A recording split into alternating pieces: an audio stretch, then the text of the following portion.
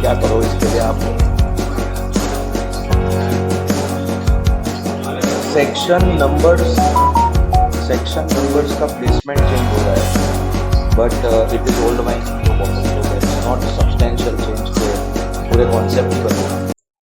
Hello, good morning, good morning, good morning, good morning, good morning.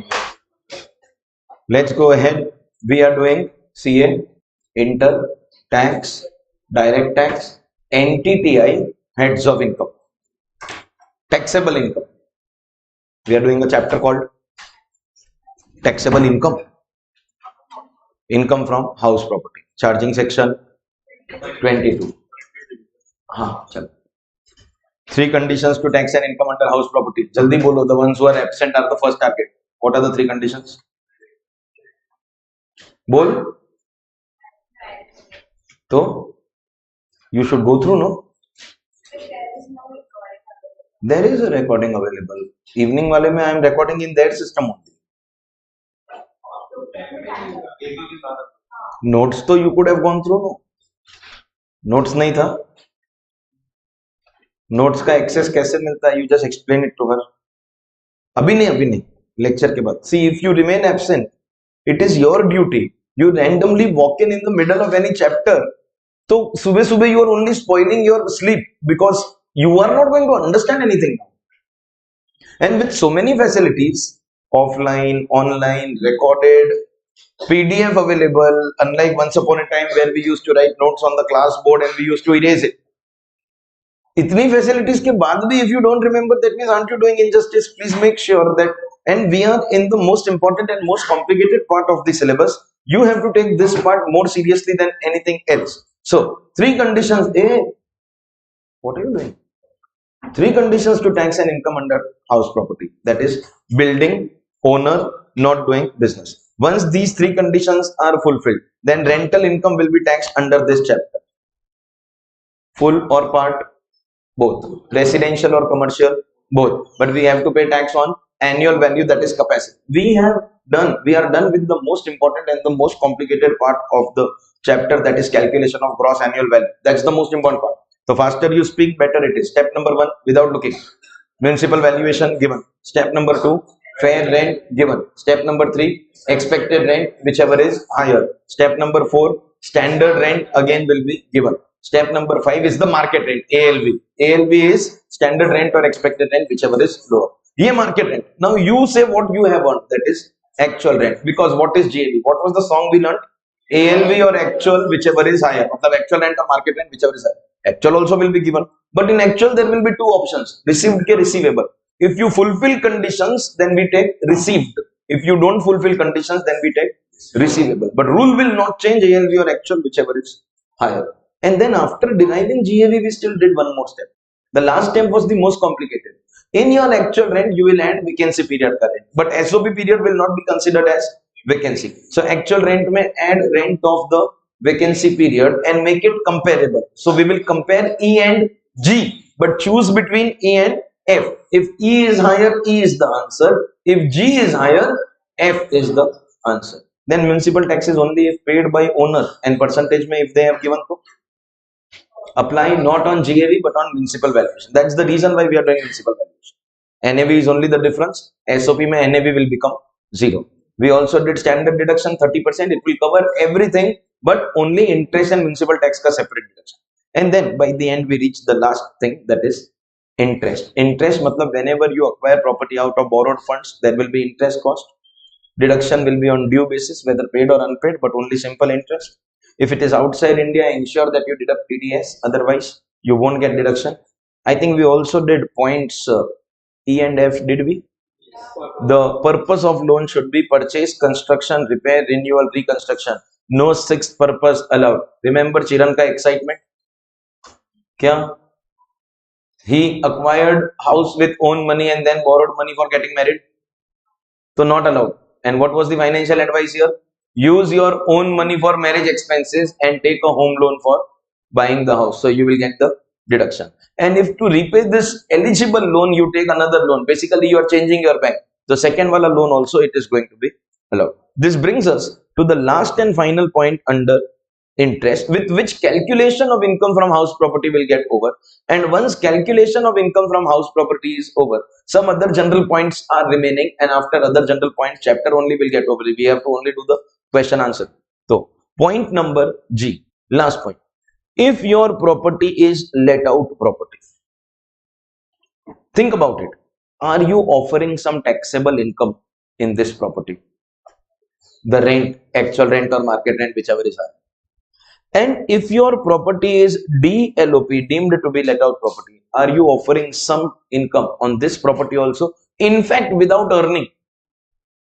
And in fact, in DLOP, you don't have to do any calculation because ALV only will become your GAV. So in the two cases, that is LOP and DLOP, there will be no upper limit. Unlimited interest will be allowed as a deduction. In LOP and DLOP, we will give you deduction of unlimited amount of interest. Matlab, you just fulfill all the above conditions. Due basis, simple interest. If it is outside India, to deduct TDS. Most important, the purpose of the loan should be one of the 5 purposes given. If you fulfill these conditions, whether the amount is 1 rupee, 1 lakh, 1 crore, 10 crore, any amount of interest will be allowed as a deduction. It is possible that the loan is too big, that your interest amount is exceeding the annual value and it is becoming a loss, we will allow that also. If you are ready to offer some income to tax, we are ready to give you any amount of deduction because it is your actual interest incurred for the loan. But if your property is SOP, here is where you will have to use your calculation, your brain. Are you offering any income to tax? SOP ka calculation will start with NAV equal to nil. If NAV equal to nil, just imagine the calculation. We start the calculation with NAV nil. If NAV is nil and we give deduction, so what will be the standard deduction? 30% of 0. Check karna hai calculator. No? 0. That means there is only going to be this interest deduction that we are going to give you. Do you realize whatever interest we give you as deduction is also the total deduction because standard deduction is 0. And this is the only amount that will come in the entire calculation. Ladies and gentlemen, listen to this statement. If you understand, I will go ahead. That in SOP, the final answer is always going to be a loss, which will be used to reduce your other taxable income as per set off. And the amount of loss will be exactly same as the interest deduction you have taken because all other amounts in the calculation are 0, 0, 0. Correct? First of all, when you are not showing any income, why the hell should we give you deduction of that interest? Is it not your personal expenditure? You are buying a home to safeguard the future of your family. Whom are you doing a favor on? At least not the government. Why should we give you this? But then our government believes that there should be the concept of housing for all. Please buy your own houses so that you are not dependent on government. And then you don't have to sleep on footpath and film stars come and kill you. Please buy your own houses. You don't have money? Please take loan. If you take loan to buy your own house, which is your personal expenditure, we are still willing to give you that interest deduction. Make that amount a loss, and that loss will be used to reduce your other taxable income using set off cash. One loss adjusted against another profit. We are going to allow that. But then we will keep a maximum limit. The maximum deduction that you will get is rupees 30,000. Actual deduction is not 30,000. Huh? You need to understand this, which means it will be actual interest or rupees 30,000, whichever is lower over. Actual interest of a presentation understood? When we will solve the sums, this presentation will come again. Actual interest or 30,000, whichever is lower. So LOP, DLOP mein, what is the limit on interest deduction? No limit. Jitna actual hai, whatever is the actual amount, it will be fully allowed as a deduction. The limit is only under SOP. What is the limit? Maximum 30. Matlab, listen, if your actual interest is 25, you will get deduction of 25. But if your actual interest is 40,000, we will give you deduction of 30. Understood? Now, this 30,000 was too outdated. So, once upon a time, this is too low, understand the present money value. So, this is too less. Once upon a time, government decided to change the limit and they said that the maximum limit of 30,000 will change to maximum of 2 lakh. Matlab again, we are not changing deduction ka amount. We are changing the maximum limit. Means if you fall in these cases, your calculation will be actual or 2 lakh, whichever is lower. Are you understanding this? The normal rule is not amended now. You want to know which year it got amended? 1999. उस time पे it was 1,50,000, then they later also again changed it to 2 lakh some years ago. But then today's day and time, you have to focus only on 2 lakh. 1999 आप थे? You were there? Maybe मैं था नहीं, of course 1926 years मैं था. तो bro, listen, normal limit is 30,000, but if you get a higher limit of 2 lakh, are you happy? मतलब supposingly your interest is 40,000. Earlier you will getting deduction only of 30, but now you will get full 40. Full 40 मिलेगा. देखो actual is 40, you won't get 2 lakh. But then at least you can get a benefit of additional 1,70,000 if there is actual interest. Are you happy? But yeah, maximum 2 lakh will be subject to certain conditions. मतलब if you fulfill the conditions, your limit will be 2 lakh. If you don't fulfill the condition, your limit will be 30,000. Let us see what are the conditions. Condition 1. The loan should be taken for purchase or construction.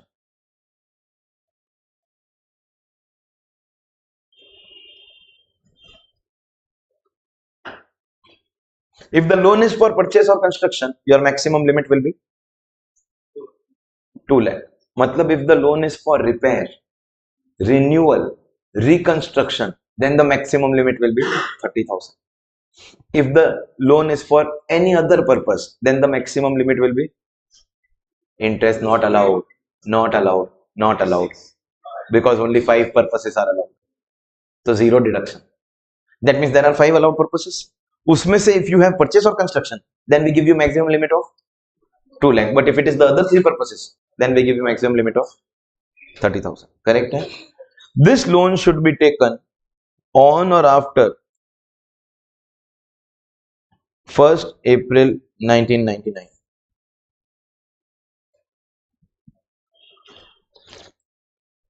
Loan taken on or after 1st April 1999. The budget in which this amendment came, 30,000 ka limit was changed.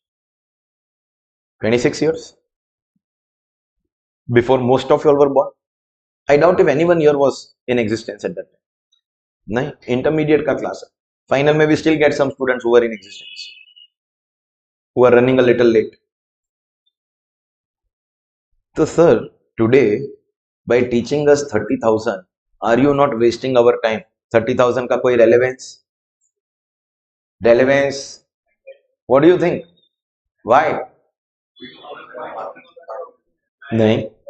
It is possible that I have taken a loan in 1995, 96, yeah, 96, 97, 30 years ka home loan, and I am still repaying that loan. So we don't have to see today's date, we have to see when was the loan taken. So on new loans, the amendment was prospective. On new loans, the limit, extra wala limit of 2 lakh will be given. Any existing loan, the limit will be 30,000. Understood? And the third condition, are you taking loan for construction? So the construction should be completed within a period of 5 years from the end of the financial year in which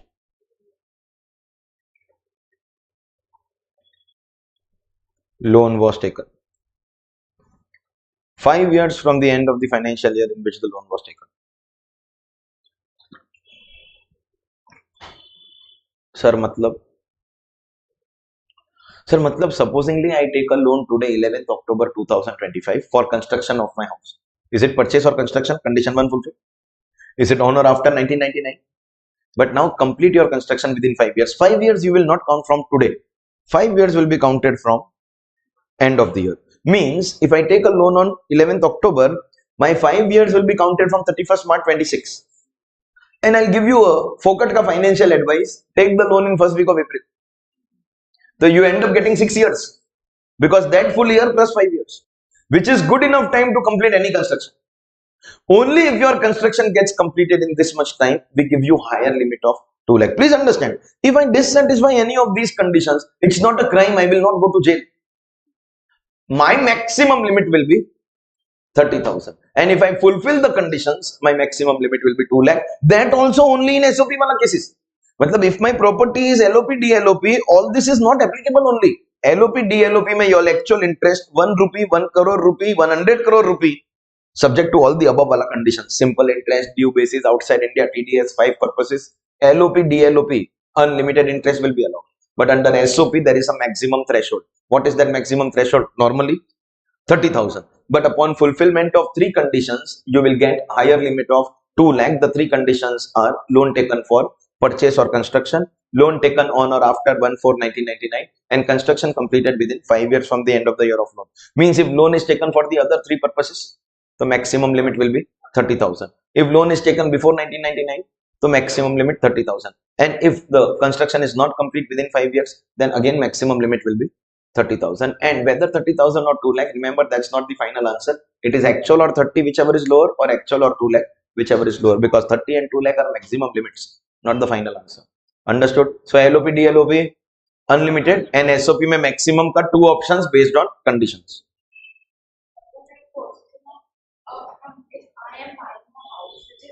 In construction or it's completely built. So both the conditions के लिए I get. हाँ. For repair, renewal, reconstruction, it is 30,000.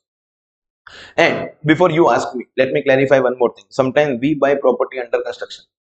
So construction is not my responsibility. Developer is doing it. You will be shocked to know this: if developer delays his construction and it is not completed within a period of 5 years, you won't get your deduction.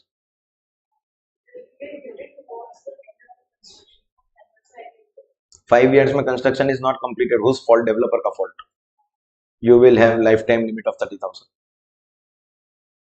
इसलिए to avoid this risk, these days developers are in a different zone altogether.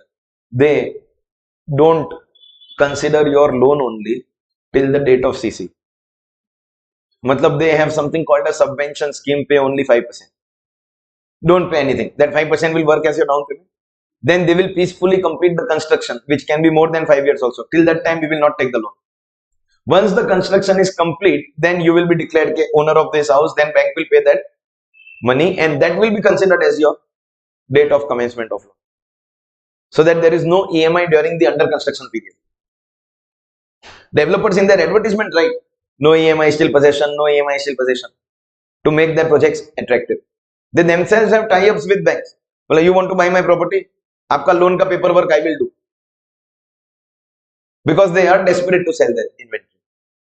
But one thing I will make it clear, that if there is a delay in construction by the developer also, if you have purchased in under construction, 5 years से ज़्यादा हो गया after taking the loan, then you are going to lose lifetime higher limit. It will be 30,000. आप समझे? It's only change in limit. That also, if you use that house as SOP. Supposingly, it is a delay of, it is more than 5 years, but once ready, you give that property on rent. Then this property is not SOP, it is LOP. Fit that 5 years ka issue is not going to affect you. Why? Because unlimited interest. So even if it is more than 5 years, LOP, this rule is not applicable only. You understand what is happening here? Abhi bolo kya? I don't have any other property that if I buy, say under construction or I have to reconstruct that. Estimated time 5 years back. I took the loan, I have to start paying the interest. So for the 5 years more interest, I cannot take deduction against. There is a concept called pre-construction interest. एक बात बताऊं, जब property under construction है ना, you won't get deduction on. क्यों? SOP नहीं हुआ नहीं. What is the first word taught to you in the chapter? First word, building. वो है ही नहीं. If building is not there, you know, we make that box of computation, GAB, municipal tax, NAV. This box only will not come. Computation of house property cannot happen because there is no building. मतलब during that period whatever interest you have paid, there is a concept called pre-construction interest which is coming up. अभी 5 minute के अंदर we are coming to that concept of, look at the name of the concept, pre-construction interest. Clear है? Okay. So ladies and gentlemen, that was your last and final deduction, and if you observe the pro forma of calculation of income from house property, we are done with GAV, municipal tax, NAV, standard deduction and interest deduction, everything. With this, at the end of this, can we declare that we have computed income from house property? Yes, only you have to go through some other points to be noted. Computation of income from house property is hereby over, declared over. You just need to have knowledge of some other general points. First, if there is a property which is self-occupied for part of a year,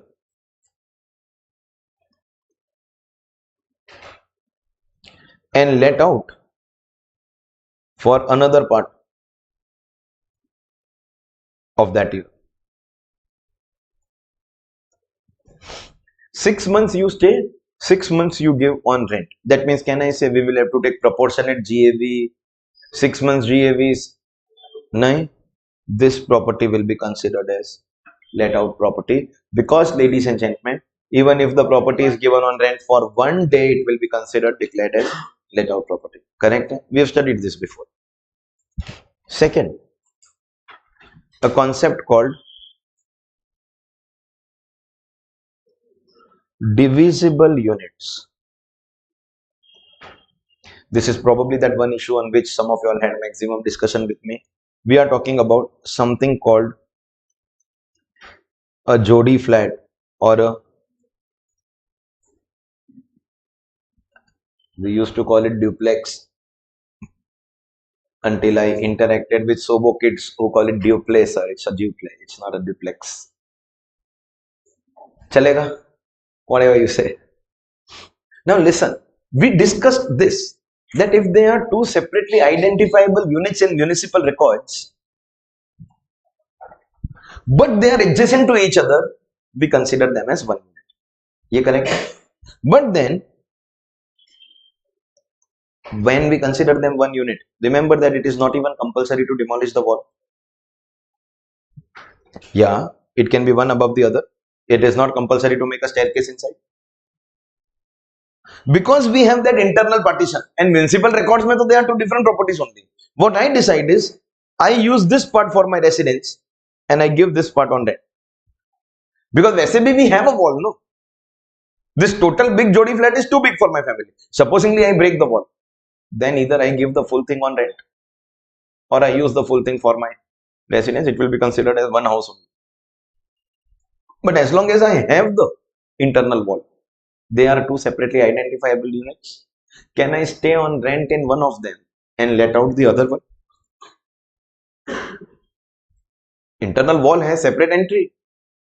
Then we will be considering this part of the property as SOP and this part of the property as LOP.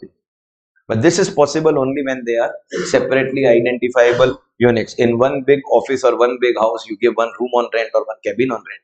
That's let out of idle capacity. That's let out of idle capacity. That won't be considered a part of this. Only when they are two separately identifiable units and you have some partition which separates them.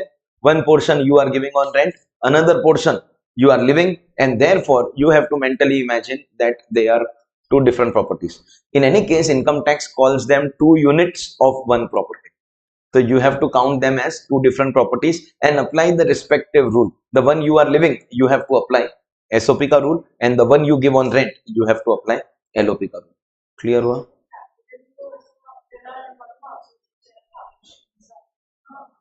But point is that partition करने के बाद में, what are you doing? Are you using both of them for common purpose or different purposes?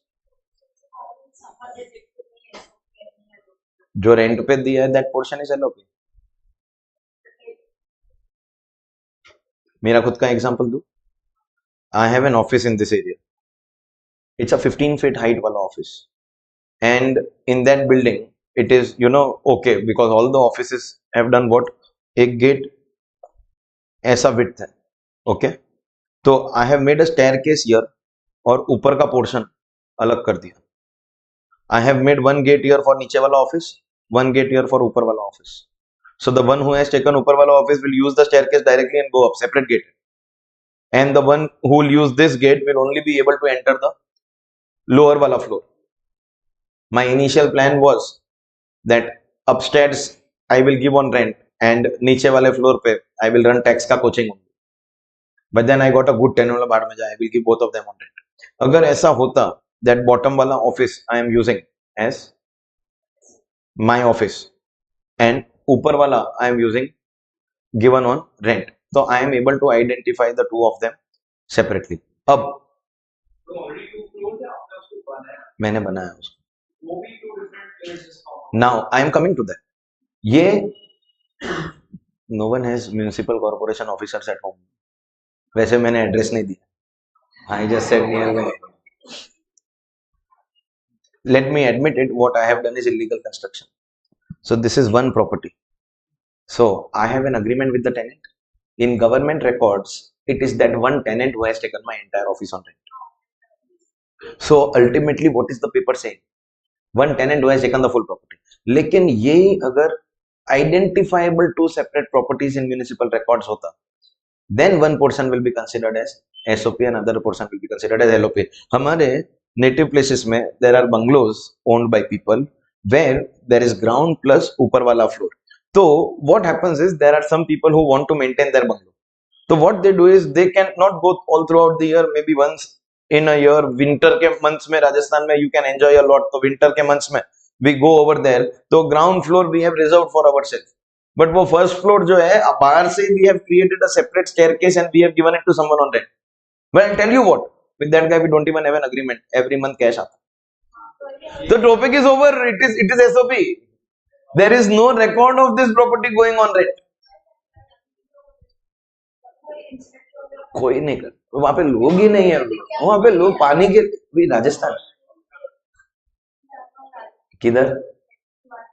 अच्छा, I have quite a good number of good friends from your. हम लोग बाद में lecture के बाद में we'll talk about it. Let's not waste precious. कौन? बाद में 48 जोड़ी फ्लैट. हाँ तो वो उनको ही पूछ लो ना. सुनो अभी इनका एग्जांपल लेते हैं. हर अंकल हैज रियल वो है. Her uncle has divided. It was two different flats purchase but he has demolished the wall and full portion both flats he is using as self occupied. If he wanted he could have given a portion on rent. फिर agreement उतना ही portion का होता. So and here they are two identifiable units in government records. तो one portion का we have agreement and other portion के there is no agreement, तो we can call it SOP. But if there is no record तो फिर it will be fully SOP. या फिर if there is a leave and license agreement only for one part, then you will have to consider it as LOP. समझा? ये वाली चीज में जो जोड़ी फ्लैट होता है, when you take a loan, are you taking loan for different flats or एक single unit? Bank will sanction it on the basis of the floor area of the property and on the basis of your loan taking capacity. Bank आपका CIBIL score check करके if you are eligible they will give you. अभी SOP है क्या होती है? How do I? Now जब calculation करेंगे तो you will come to know. वैसे तो your question should have been government records में इट इज सपोजिंगली एक प्रॉपर्टी को उसने गवर्नमेंट ने आपके लिए म्युनिसिपल वैल्यूएशन दोनों का साथ में करके दे दिया. तो व्हाट विल यू डू? वो भी और इंटरेस्ट का भी कैसे करेंगे? दोनों के लिए इक्वल है दोनों. इक्वली. तो 1 लाख का interest will be considered as 50,000 for this and 50,000 for this. उसमें कंसेप्ट में अगर वो कंडीशंस मीट की वजह से 30,000 दे पाऊंगा पूरा लेता हूं. हाँ. तो पूरा करेंगे मेरा. समझे? समझ. But then that is going to come in the very first question that we want to solve. It will be apportioned on the basis of floor area.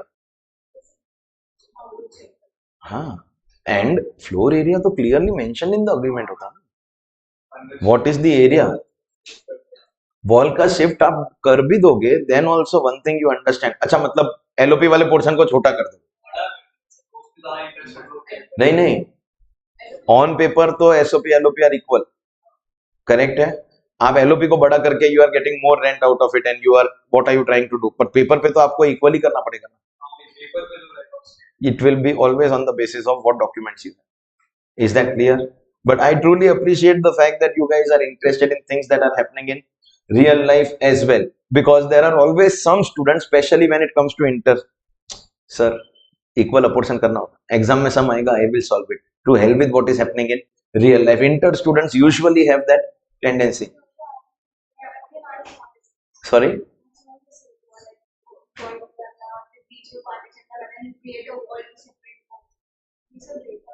हाँ, तो you are always keen and interested in knowing कि ये कैसे हो रहा है। Okay, चलिए ladies and gentleman, is that clear? तो we will identify them as two separate properties, apply SOP provision on one part and LOP provision on the other part. Next, is it possible that sometimes two people are co-owners of a property? And two is only an example, it can be three people, four people also who are co-owners. Is it possible that A and B jointly own a property?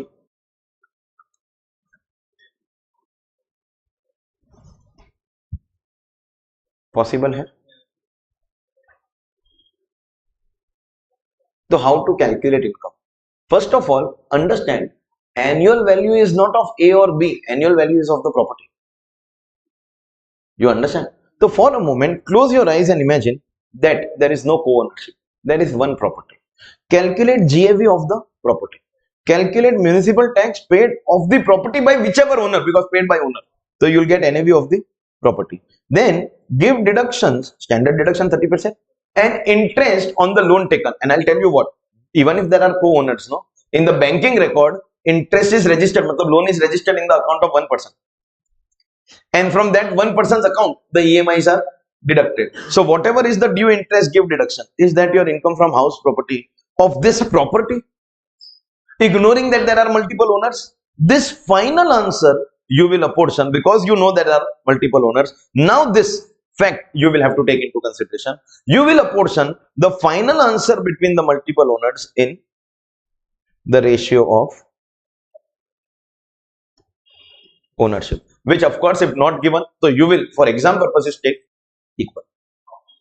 You will apportion the final answer in the ratio of ownership.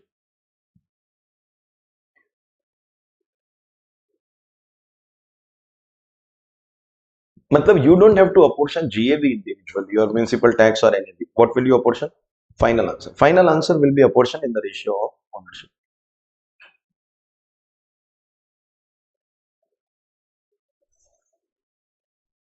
Concept of co-owners, when there are multiple owners jointly owning a property, very easy to understand. But one line may you have to understand the concept that annual value is not of a person, annual value is of the property. So calculate income of the property and final answer apportion. No worries. Now we come to that question, that concept which you wanted to ask some time back, the concept of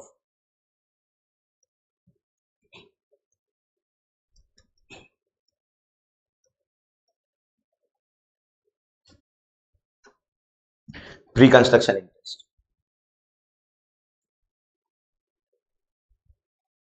The concept of pre-construction interest. Understand with the help of an example. Supposingly, I have taken a loan of rupees 10 lakh at a rate of 10% per annum for the purpose of construction of my property.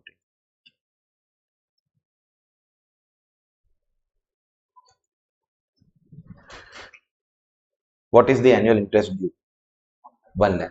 What if I don't pay EMIs? Will I get deduction? Yes, due basis, whether paid or unpaid. And second year, they are charging on the unpaid interest also, but I will get only simple interest. So we know the rule.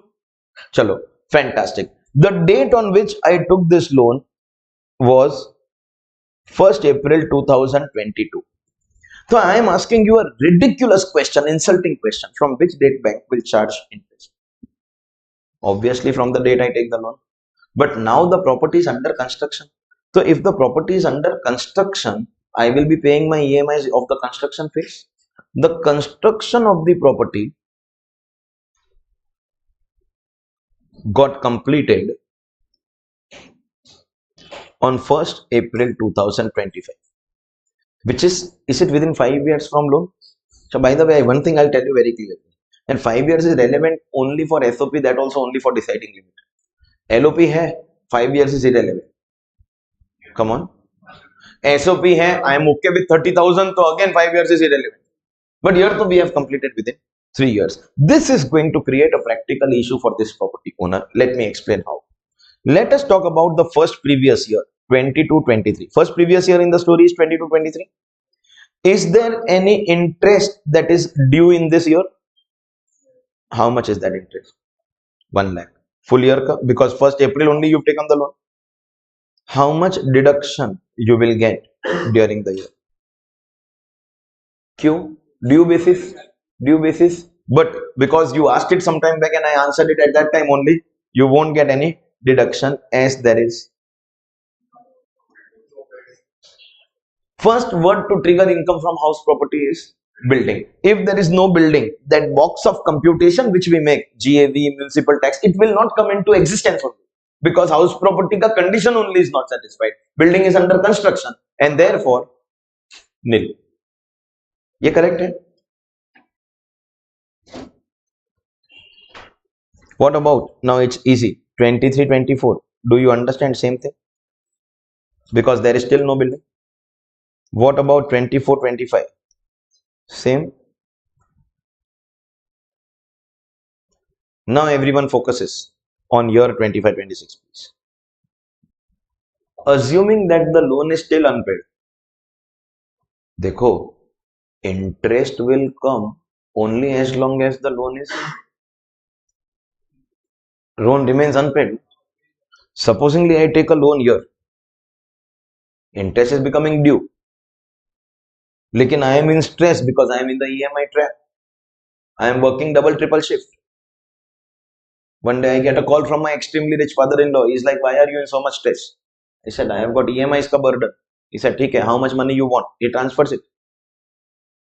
And my interest only stops. So this will become zero. There is no question of deduction. I hope you are understanding. So as long as we don't repay the loan, will this continue?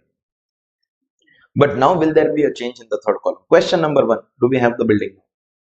Matlab, will we start getting deduction? But it is only going to be the current year due basis ka interest, because that point we have already written in that interest ka concept. Interest is always allowed on due basis. And in fact, for all the future years,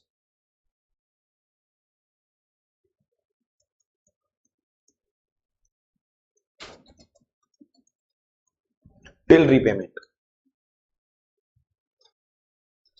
For all the future years till repayment, will there be some interest that will become due?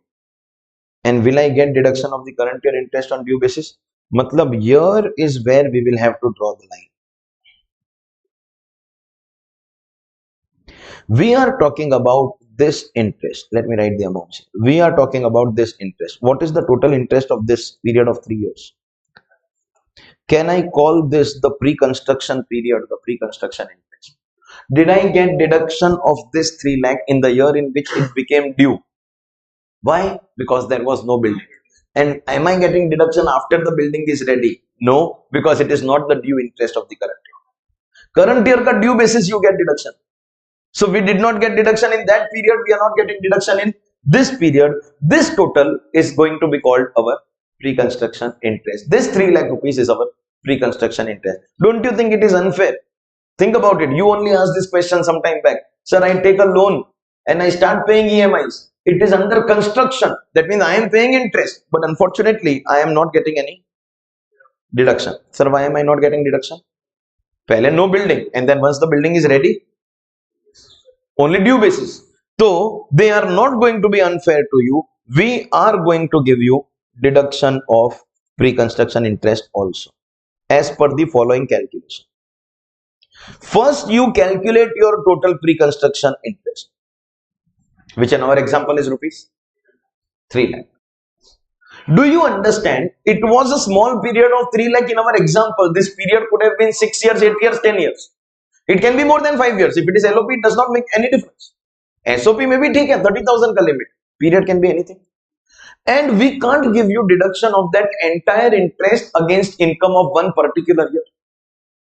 It will be unfair, no? For that particular year, you can 8 years ka interest you can't allow as deduction in 1 year. Do you understand? So what are we going to do? We are going to divide your pre-construction interest in 5 equal installments. 1/5 deduction you will get. What is our pre-construction interest in our example? 3 lakh. What is 1/5 of 3 lakh? 60,000. 60,000 ka deduction we will give you over a period of 5 years. So that means, are we giving you deduction of full amount? 5 years, which will start from completion of construction, because completion of construction is that year from which my house property ka calculation, my interest ka deduction will start. So in our example, which is the completion of construction wala year? 25-26. That means, what are the first 5 years? 25-26, 26-27, 27-28, 28-29, and 29-30.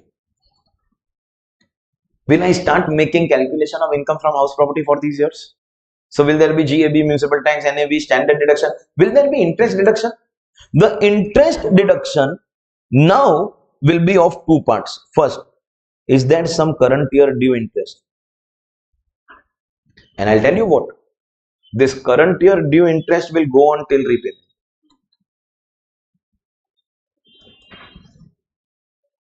But apart from that, we will also give you deduction of pre-construction interest over this period of 5 years. But wait, after 5 years, this will stop,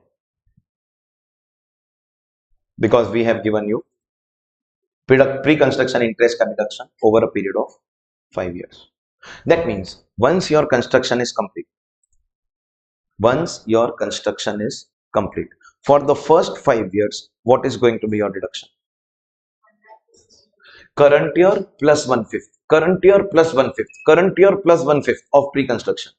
From the 6th year onwards, you will only have current year interest. You won't be having any pre-construction. And a little also depends on when you repay the loan. Supposingly, I tell you what, year only at the end of this 1 year, I get a call from my father. Bola, repay your loan. That means, have I repaid the loan and my interest is over? But I still have pre-construction interest of 1 lakh. Correct? Which I can't take deduction here because the property is not ready. Once the property is ready, I will start taking deduction. And in this period of 5 years, this amount is going to become 0. Why 0? Because loan is repaid. But this 1 lakh of the first year will be apportioned over a period of 5 years. Matlab, current year due will be only if the loan is unpaid. Once the loan is repaid, that amount will stop. And pre-construction ke liye it is fixed. First 5 years after construction. That means first 5 years after construction, your interest deduction will have 2 components. Current year and pre-construction. Current year and pre-construction. From the 6th year onwards, your interest deduction will have only 1 component, that is current year. Is that clear? This is going to be your total interest deduction for the year, which has 2 parts. If this property is LOP, DLOP, so how much deduction we get? What is the limit? No limit, unlimited. And if this property is SOP, so the deduction will be maximum or maximum based on whether we have fulfilled the condition. Matlab, let me speak this in my way, that SOP mein there is maximum limit. It is not separate limit for current year and pre-construction. Total SOP interest ka maximum limit is 30,000 or 2 lakh. Means you will not get separate 2 lakh for current year and separate 2 lakh for pre-construction. Total ke upar limit. Current year wala 30,000 hai, Okay. Then you will lose the benefit of pre-construction. Total ke upar limit. Understood?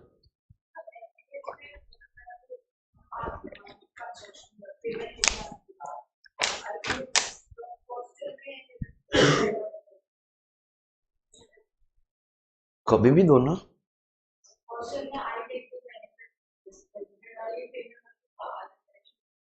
Which payment?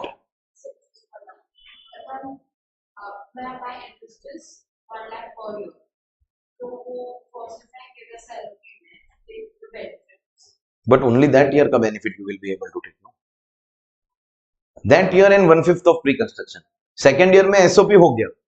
Still that year का due and 1/5 of pre-construction. But this time the total will be restricted because second year में it has become SOP. So alternatively, if you want to do the planning, 5 years तक let it remain LOP. But then your real life decisions cannot depend on tax में क्या होगा. If you need that property, you need that property. And if you have taken the property for investment purposes only, so 5 years क्या 10 years तक it will become LOP. You don't buy properties thinking about tax benefit. You first focus on earning income. Once you have earned that income, then you focus on इसमें सब tax benefit. How should I take? क्या? Bank को? So which payment? Developer. Most reputed developers today have stopped taking cash. Under the table, so it depends on how well connected and you are. How much is your influence? What are your political connections? Developer के साथ में personal relations. What is your HNI circle? It all depends on that. अभी आप सोबो वाले हो तो होगा ही कुछ ना कुछ तो. One way or the other, some political connection everyone has. Okay, थोड़ा बहुत उस पर डिपेंड करता है. But if you randomly walk into any project site visit and talk to the sales team and ask them cash कितना लोगे, they have got no authority to tell you anything. They don't even know that their boss is actually accepting cash. Okay, so that's all that is practical discussion how to execute transactions, etc. All right. So is the deduction of pre-construction clear? 5 equal installments from the year of completion of construction. However, those 5 years will also have some component of current year. SOP mein total will be subjected to the limit. LOP mein to there is no. And this brings us to a good question in this concept. It will be always a portion in 5 years. We are spreading over the effect over 5 years. See, they had to spread over. Ab 10 years is too much. And 1 or 2 years mein to it won't make any difference. So they thought 5 years is reasonable. Ye clear hai? Last question. How to calculate this pre-construction interest? See, in the example that we did, we had a very clear picture of the pre-construction interest. We had very clearly this amount 3 lakh visible to us. Because I am very smart. I took date of loan 1st April. I took date of completion 1st April. That means my exact period was 3 years and therefore 10 lakh ka 10% for 3 years, exact 3 lakh I had to divide. So true or false, all home loans will be taken on 1st April and all properties will be completed on 1st April. Nahin na. So how to calculate that pre-construction interest, because it is precisely that amount which we have to split over a period of 5 years. Do you understand? Every time you want to calculate interest in life, you need 3 things. Every time you want to calculate interest in life, you need 3 things. Come on, say those 3 magical words. Principal, rate, and time is the total interest. And this total interest will be apportioned over a period of 5 years from the year of completion of construction. As far as principal and rate is concerned, it has to be given to you in the question. If the question does not give you principal and rate, there is an error in the question. Write a note to the examiner. Why are you asking such questions? Do you also know the answer? I pray to God that your children give more difficult exams and never pass. Such mein mat likh dena. So, principal and rate will always be given. Your focus should be which date my interest will start and which date my interest will end. Start date is still very, very easy. From which date my pre-construction period will start? Very easy. You do one thing, keep the example in front of you, and after looking at the example, you can give me in the example from which date interest will start, but that's too easy. I actually want the answer in words. Pre-construction period will start from when? Because there will be a start date of interest and there will be end date of interest, and that total interest will become pre-construction, which we have to divide over 5 years. No. So when will it start? 1st April 22 is example answer. Now try to speak in words. What happened on that date? That means, can I say pre-construction period will start from date of loan? And pre-construction period will end on which date? There was a time when I used to teach this chapter even in CA final, because house property used to be in CA final also. Now it is removed. This second part, end date, you think it is easy, but it is so complicated that final के class में, inter के class में क्या है कि you and me are 19-20 years apart. तो inter के class में ऐसा कोई ऑफर, फाइनल के क्लास में used to say anybody giving me the correct answer, I will divorce my wife and marry you, but inter में नहीं होगा. I not even the offer, I will do something good for you, इतना ही बोल सकता हूँ. If you give me the correct proper answer to the final point you want, I will scroll and keep the example in front of you. Or try to think and tell me the end date, not as per example, but in words. You want example, so I will scroll to guess what are the words. क्या आपके पास है example? You have the example. What is going to be the end date of pre-construction period? Because listen, this principal, this rate from this date to this date is the total amount that will be spread over 5 years. So which is that date on which I should end my pre-construction period?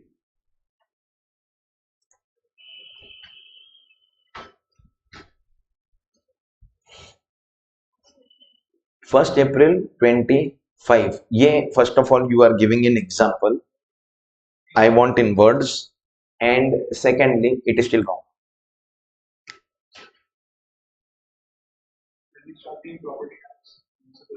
No, that has got nothing to do with your bank loan. No, because there are deductions day fine, and then we can start. No. Deduction you can start taking once you get CC.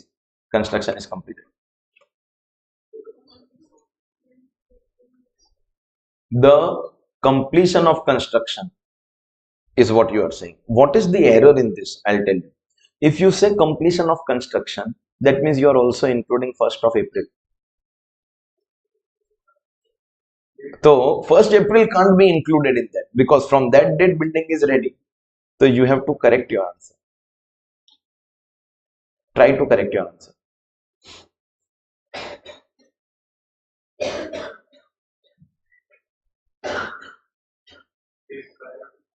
One day before completion of construction means if construction is complete on 1st of April, you will take interest till 31st of March. What have we done? Is our construction completed on 1st of April? So have we taken interest till 31st of March? So apparently one day before completion of construction sounds correct, but that's wrong. Because it was a coincidence, I have purposely taken 1st April so that one day before that is coming to 31st March. However, is it possible that the property ka construction was not completed on 1st April, it was completed on 10th October 25. Still is the property ready in 25-26? Means will we calculate income of 25-26 and give deduction of current year on due basis?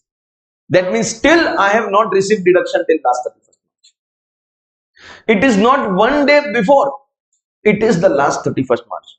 Bro, forget that. Is it possible that the property ka construction got completed on this date, 31st March 26? My question is, in 25-26 was the property ready? So what if for one day was the property ready? That means will we compute for 25-26? Yes. That means have we got deduction of 25-26? So till which date we haven't got? Last 31st March. The answer is not date of completion. The answer is not one day before.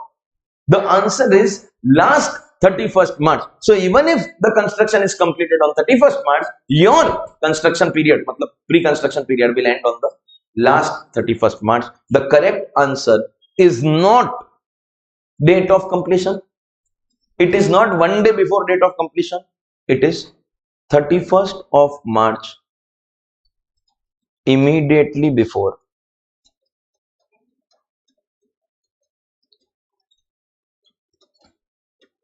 completion of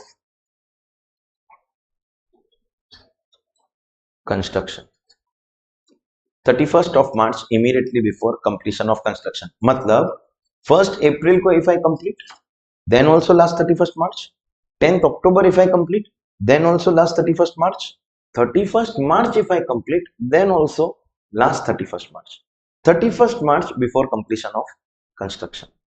Because if this is my financial year 25-26, in this particular year, on any given date, if my construction is completed, including the last date, that means am I going to do computation of house property? Will I get deduction of interest of current year on due basis? And that will be from this date. Means I have not got deduction till which date? Till the last 31st March. It will always be the last 31st March. You understood? It is still not complete. It is still not complete. ऐसे ही थोड़ी I make such a big offer in class. And by the way, no one gave the answer. So whatever good I wanted to do, don't worry. There will be many more opportunities in our syllabus. Complicated thing given to you to try by yourself. And this is still not over. Because is it possible that 22-23 May, I took the loan and interest becomes due, but somewhere here in between, I got a call and the loan got repaid even before completion of construction? Possible hai? If the loan is only repaid, then interest has to stop. Then we can't continue the pre-construction period. So this will be 31st March before completion of construction or repayment of loan, whichever is earlier. That is where your period will stop. Samjha? It is not date of completion. It is not one day before date of completion. It is the last financial year. But before that, if you have repaid the loan, so it is going to be whichever is earlier. Bolo.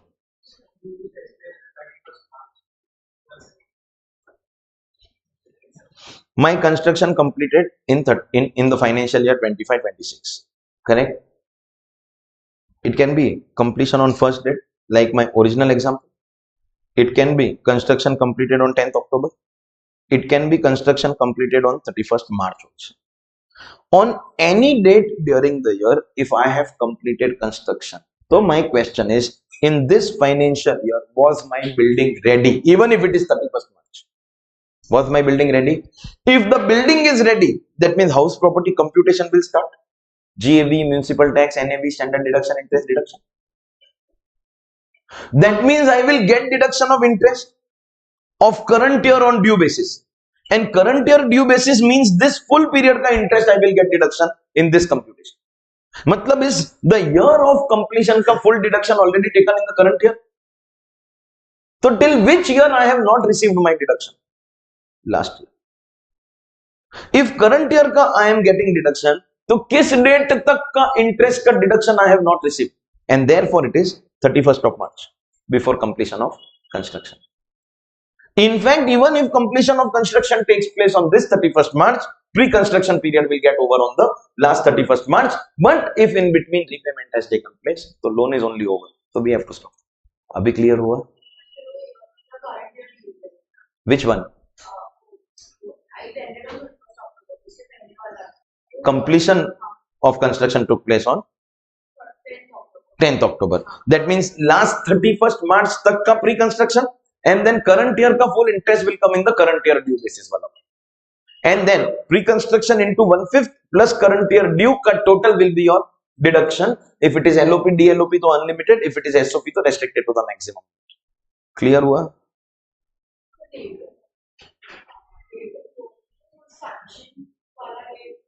Disbursement से bank starts interest. See, first bank checks the papers and decides whether the property and you both are eligible for loan. They check your income tax records, how much income you are showing on an annual basis, salary hai, business hai. As a chartered accountant, if I wanted to take a loan, stupid bank guy is asking me, sir, आप income कितना दिखाते हो? I said, मेरे को इतने amount का loan I want. Sir, how much income you show? My question was, how much you want? मैं chartered accountant, I can show any amount, bro. So you tell me how much is required. I will make sure I will show that much. I will revise my past year returns and show that much. मेरे में वो ability है, correct है? Now I am credit worthy. Next is check of the property, where share certificate, chain agreements, everything will be checked. Property mein there is no encumbrance, there is no charge, there is no lien. So now bank is happy. They will give me a sanction letter. Okay, your loan and you, your house and you are eligible for say 50 lakh ka home loan. But bank can't charge interest on sanction letter. उसके लिए they charge only some processing fees. They come and inspect the property, whether property is such में there or only papers are created. One representative comes and he does all that. Sanction letter पे there is no interest. One fine day when I go for the transaction, bank will disburse the loan in the account of the seller. वो loan का पैसा they don't give it to me. I have to give my down payment money to the person whom I am buying from, and the difference, the loan वाला amount, bank will directly transfer in that guy's account. तभी bank will start charging interest. समझे? Okay. So is the concept of pre-construction clear? Last and final concept of the chapter, income from house property.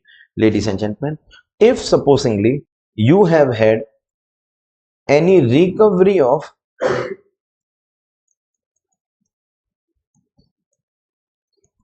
unrealized rent, in accounting language you also call it bad debts recovered.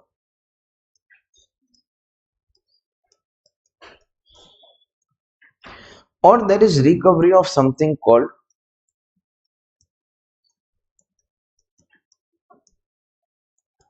arrears of rent. First of all, unrealized rent ka meaning you are aware. So it is not difficult to make you understand what is recovery. Supposingly I have used your property, there is some unpaid amount of rent, but I have vacated. It's like a bad debt. After a few years, I approach you. Well, sorry, at that time I did not have money. I'm really sorry I did not pay your money. But now I want to pay you because I have progressed in life. I have recovered all my losses. I have money now. I want to pay you. I genuinely am sorry for what happened in the past. But now I want to pay your rent which I did not pay. So obviously, what will be your reaction? Keep the change. Rakho rakho. Tumra tarakki dekh ke hamra chhati chauda hui. What will be your reaction? Bro, I am Marwadi. I will ask for interest also. I will make one statement in front of you, which inter students take some time to understand. Final students understand in one attempt. I am a Marwadi. Interest for me is not IFOS, it is PGBP. That's the main target of life. Correct? Hai? So I will ask for interest also. Question is, will the homeowner take this money from the past tenant, like bad debts recovered? Correct? So is this income received in the current year? That's unrealized rent recovered. Meaning, tax treatment I am coming to. Because you also need to know the meaning of what is arrears of rent. Unrealized rent recovered ka meaning is clear. Arrears ka you don't know the meaning. So we will have to first discuss what is the meaning of arrears. Supposingly I have used your property once upon a time. Every rupee agreed between you and me, I have paid to the final rupee. Not a single rupee was unrealized. On a very happy note, one day I vacated your property because I had to move on in life. I vacated your property, handed over peaceful possession to you, and not a single rupee bad debt. Good relations between each other. Both are busy in our respective lives. One day we happen to meet each other somewhere at a public place. And I have some emotional attachment to that property because, I happen to tell you, you are my past landlord. I was the past tenant. Like your property was really very lucky for me. It is your property where I earned all the name, fame, money. I got married. I got such a rich father-in-law. Everything happened in your property. Your property has been very, very lucky for me. Very lucky for me. I want to, out of love and affection, pay you some extra amount for that past tenancy. Contractual obligation I have fulfilled. Agreed amount I have paid every single rupee. Out of love and affection, I want to give you extra money. Because your property was lucky for. So again, what will you say? Same thing. तुम रत रख के देख के छाती चौड़ा. No. Will you say कि नहीं नहीं अभी whatever you have paid. No, now why do you want to pay? नहीं. Will you take it? Will you take it? That is recovery of arrears of rent. Unrealized was when there is bad debts. Arrears is out of love and affection paying extra. Is that possible? So whether arrears or unrealized rent recovered, whatever is the amount so recovered for the owner will be taxable in the year of recovery. The amount recovered will be taxable in the year of recovery. Think about it from the owner POV. Have you received some money in the form of unrealized recovered or arrears recovered? Correct hai? So the amount recovered will be taxable in the year of recovery, even if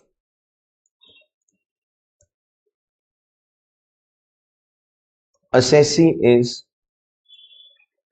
not the owner. Sir, क्या बोल रहे हो? You are contradicting yourself. The basic thing with which you commenced this chapter for us, the main condition where we started the chapter, you are contradicting that main condition itself. When we started the chapter, condition 1 building and second condition owner. You are saying even if assessee is not the owner, bracket close kiya.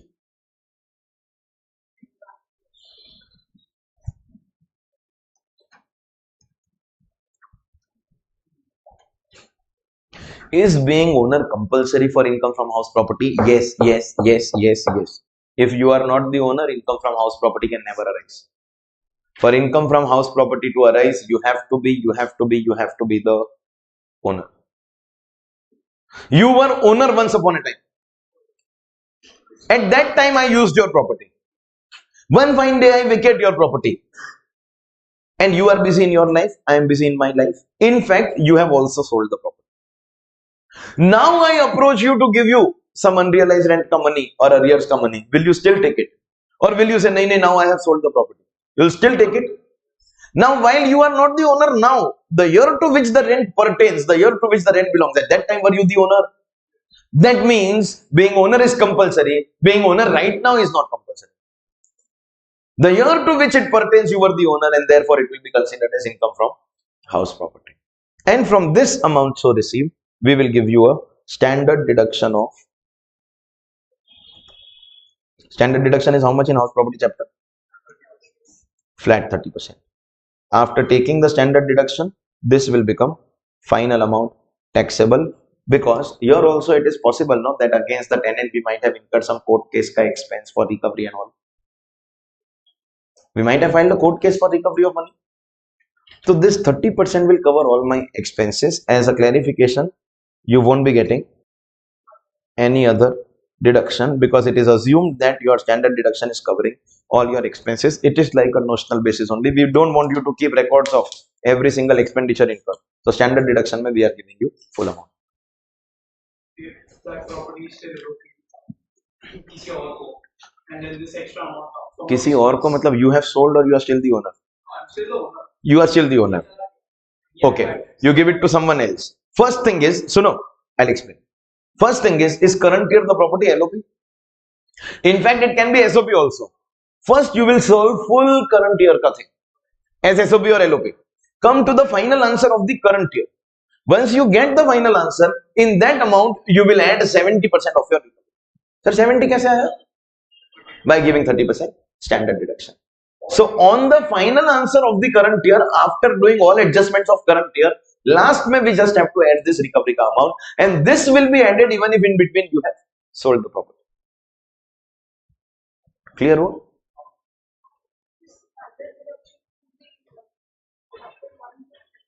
Once ही होगा.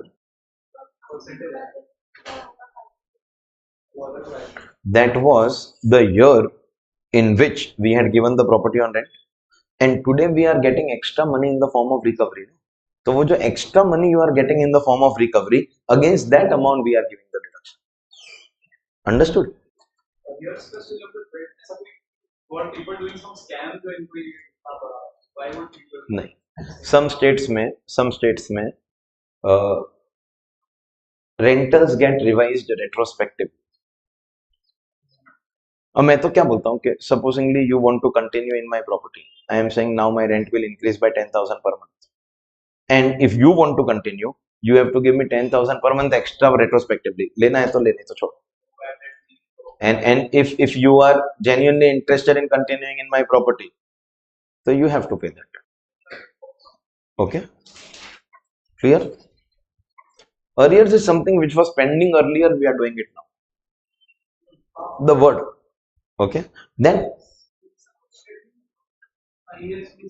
outstanding nahi, it is a fresh amount negotiated between the landlord and the tenant, and we are paying that amount retrospectively. One thing is that from current year we are increasing the rent, and one thing is we are retrospectively increasing the rent. So if there is retrospective increase in rent, we call it arrears. Clear hua everyone? Ladies and gentlemen, boys and girls, congratulations, badai ho, abhinandan, because that marks completion of your chapter income from house property, the first head of income that we did in class. But of course, as we are aware, in income tax law it is the second head of income. Hello, chal.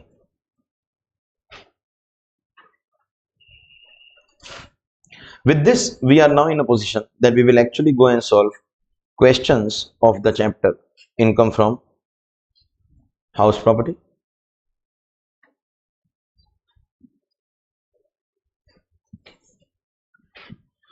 We have completed residential status and exempt income का question. उसके बाद में in your textbook you will have salary का chapter first, because textbook is in order of heads, but we will first be doing questions on income from house property.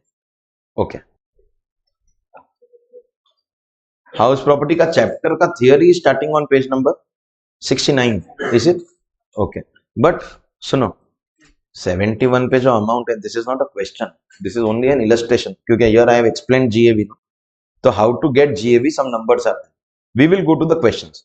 Questions are going to be given at the end of every chapter, and in heads of income you have to follow this instruction very, very seriously and diligently. Okay, in heads of income, every time a chapter gets over and after the chapter we have questions, the questions will be of two types. One, if you observe question number 44 onwards, which is on page number 76, we will have some questions which are solved questions. Solutions are printed, and if you scroll a bit after you get done with your solved questions, from question number 50, which is on page number 81, we have unsolved questions. The solved questions and unsolved questions are of the same type. In fact, the unsolved ones are the more difficult, the more complicated ones. Our task in class is going to be solve all the unsolved questions in class. This will help us with two things. One, the complicated questions we have completed in class, and the unsolved ones ka solution also we will get now, because we have solved. Correct? If out of the solved questions I do something with you, for example, here I will be doing question number 44 with you, page number 76. I'll start with that. If I am doing something from the solved questions, take it as an extra gift. The moment I complete the chapter, which will happen in today's class, we have enough time. The moment I complete the chapter, whether I announce or I don't announce, the solved questions are your by default unannounced homework. And when I say homework, if you try to get smart with me, sir, I read the question, sir, I read the answer, sir, mane avdi gayo. It does not work like that, because I'll explain the problem. When you start solving by yourself, you miss a few steps which you won't understand by reading the solution. Supposingly you forget standard deduction only. Supposingly SOP, there is maximum limit on the interest. When you read the solution, you will see there is maximum limit. You will be like, maximum limit. But it is likely when you solve by yourself, it does not click to you. How to solve or practice tax is always a question of students. You will pick up this kind of notebook, a blank notebook. and write it. मैं क्या बोल रहा हूँ? If you want to save your time, don't write particulars in detail, but at least the amounts: GAB, municipal tax, NAB, standard deduction, interest deduction. This is income from house property. You want to solve fast so that you can practice more questions. You can skip particulars column, but numbers you have to do in writing. If you skip that and you are only reading the question and answer, you are wasting time. It's such that you don't do only. So the homework which is given to you, which is the solved questions of the book, are not, sir, I read the questions, I read the answers, I have understood everything. I want to see that in your notebook. And those who bunk lectures are going to be the first target. Keep this very well in your mind. Samjha? So we are actually doing the solved question. Normally we don't, but we will be doing the solved question. Your first question number 44, page number 76. Somebody will have to volunteer to read the question loudly. कौन कर रहा है? Question 44, page 76. Be loud enough that your sound enters my mic also. Bro, 1 साल तक बेच के recording कमाना है. That is the main source of income. Physical classes are IFOS. PGBP तो ये है where pan India people are paying. हाँ please.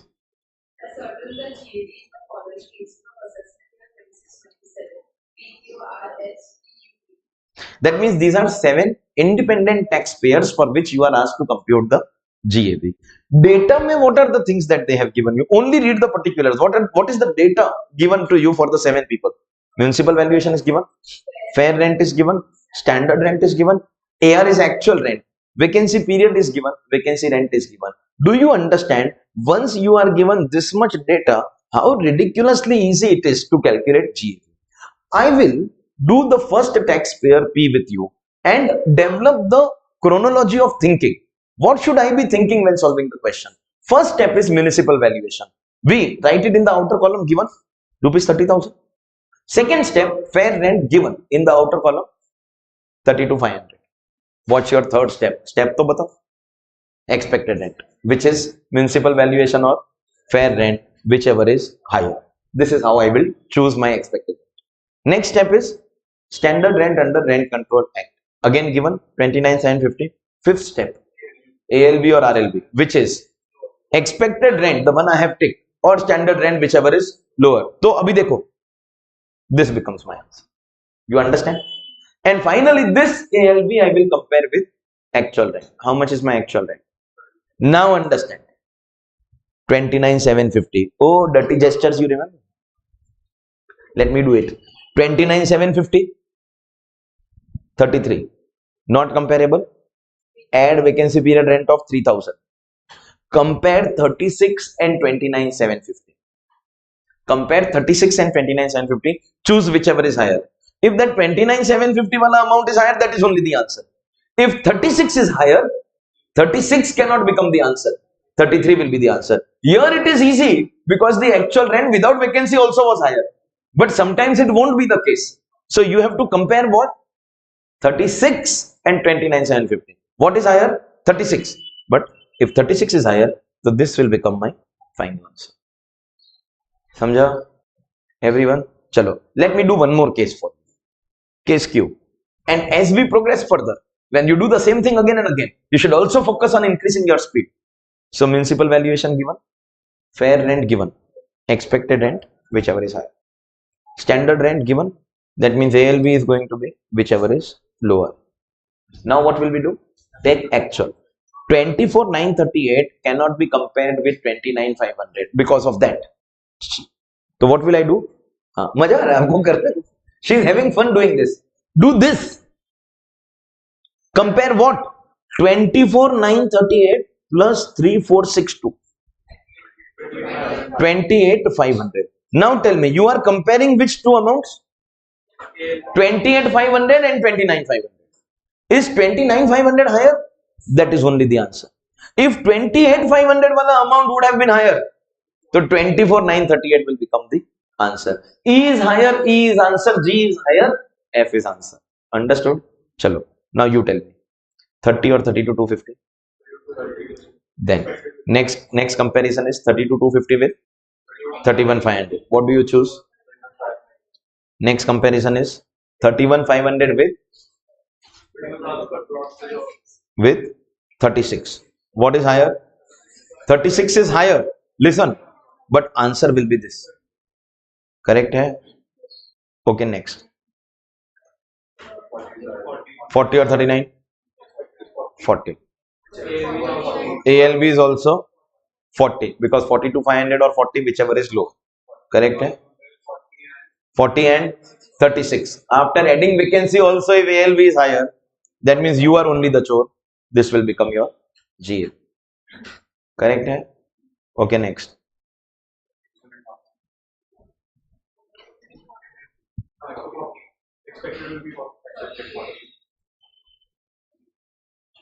Overexcited souls. Welcome to direct tax. Studying direct tax is like getting married. Jab property has not been given on rent at all, vacant, locked or used by yourself, at least one day you have to give on rent to trigger LOP provision. Correct hai? Even if you would have done, answer, it would have been considered as zero only because you've not given the property on rent.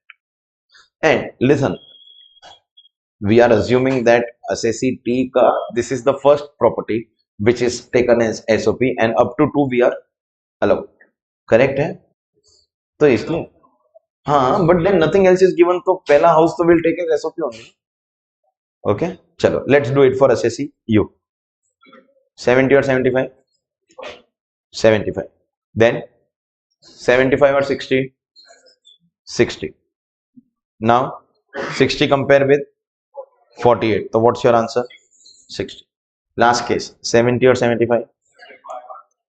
Next, 75 or 60? 60. 60 compared with 72. What is higher? But if 72 is the higher, answer will be 12,000. Clear है? ये GAV bunk करके भी कैसे answers आपको right मिलता है?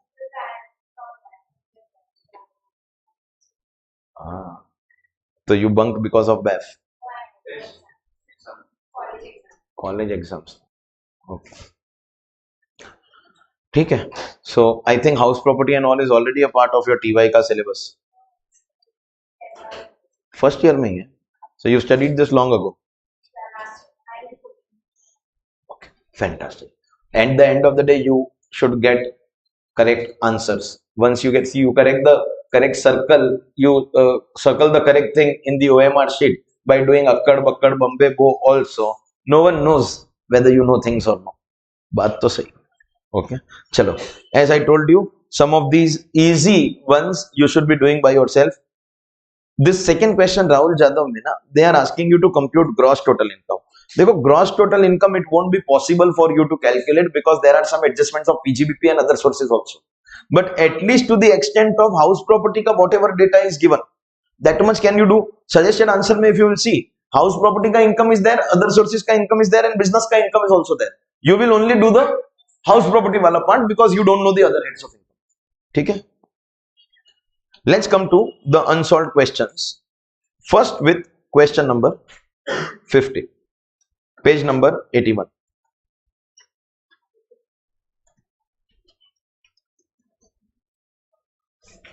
Please read the question. Mr. Surana has one house property consisting of two identical units. Unit 1 is SOP throughout the year.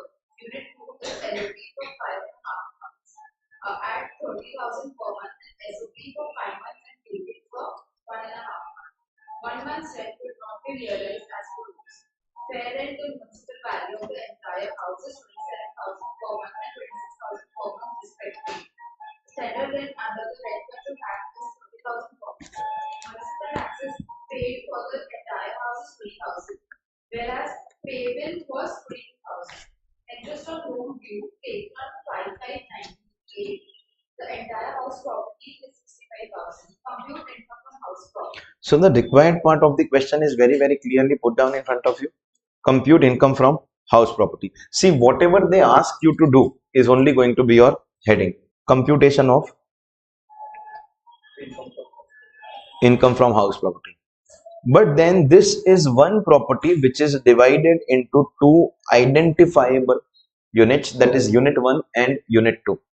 So we will have to, every time we have identifiable units, we will have to consider them as two separate properties, because one property he has stayed in that throughout the year, that is unit 1, we will consider that property as SOP. And as far as his unit 2 is concerned, he has given it on rent for 5.5 months.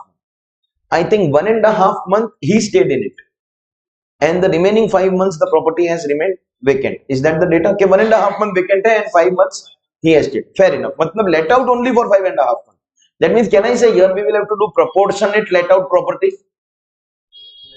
No. One day also given on rent, it is going to be considered as let out property. Correct hai? Everyone? हाँ तो चलो फिर. I will do with you unit 2 first, because I want to do complicated things first. Once unit 2 is done, unit 1 will be so very easy. Every time you do any property ka calculation, next to the name of that property also write nature of property, SOP, LOP or DLOP, because writing this will bring clarity as to what I have to do. Is my property let out property? I will have to start my calculation with GAV, that is gross annual value. When I do GAV, gross annual value, what are the steps that I have to perform in GAV? Step number 1, you have to now revise full GAV calculation here with step number 1, municipal valuation. If you observe carefully, the question has given you municipal valuation and fair rent both, but they have used the word respectively. Respectively means first thing is first amount, second thing is second amount. So tell me, municipal valuation is first one ke second one? Second one. And what is that second one ka amount? 26,000. That means outer column we will write 26,000. Yes or no? No. 26,000 is per month. If you write this in the outer column, it will be disastrous. It is going to be 12 multiplied by 12, and therefore outer column we will write 3 lakh. Oh, but welcome to that game called direct tax. This 26,000 local authority has done for the entire property.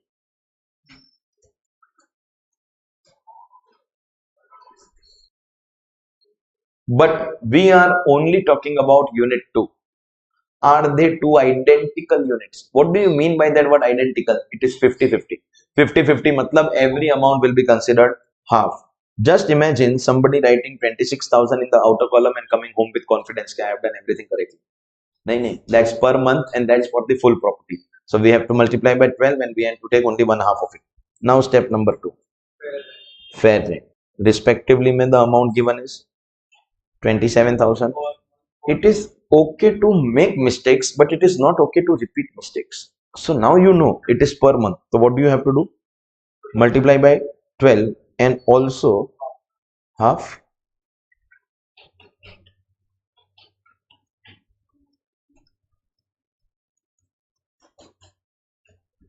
That means what is expected rent of this assessing?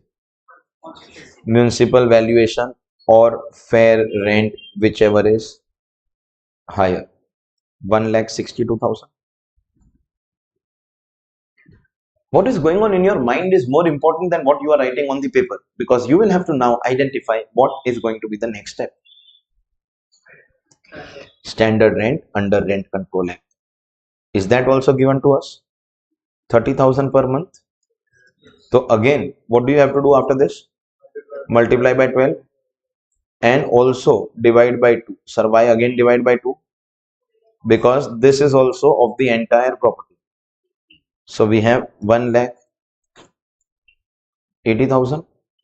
Correct? Hai? Fifth step.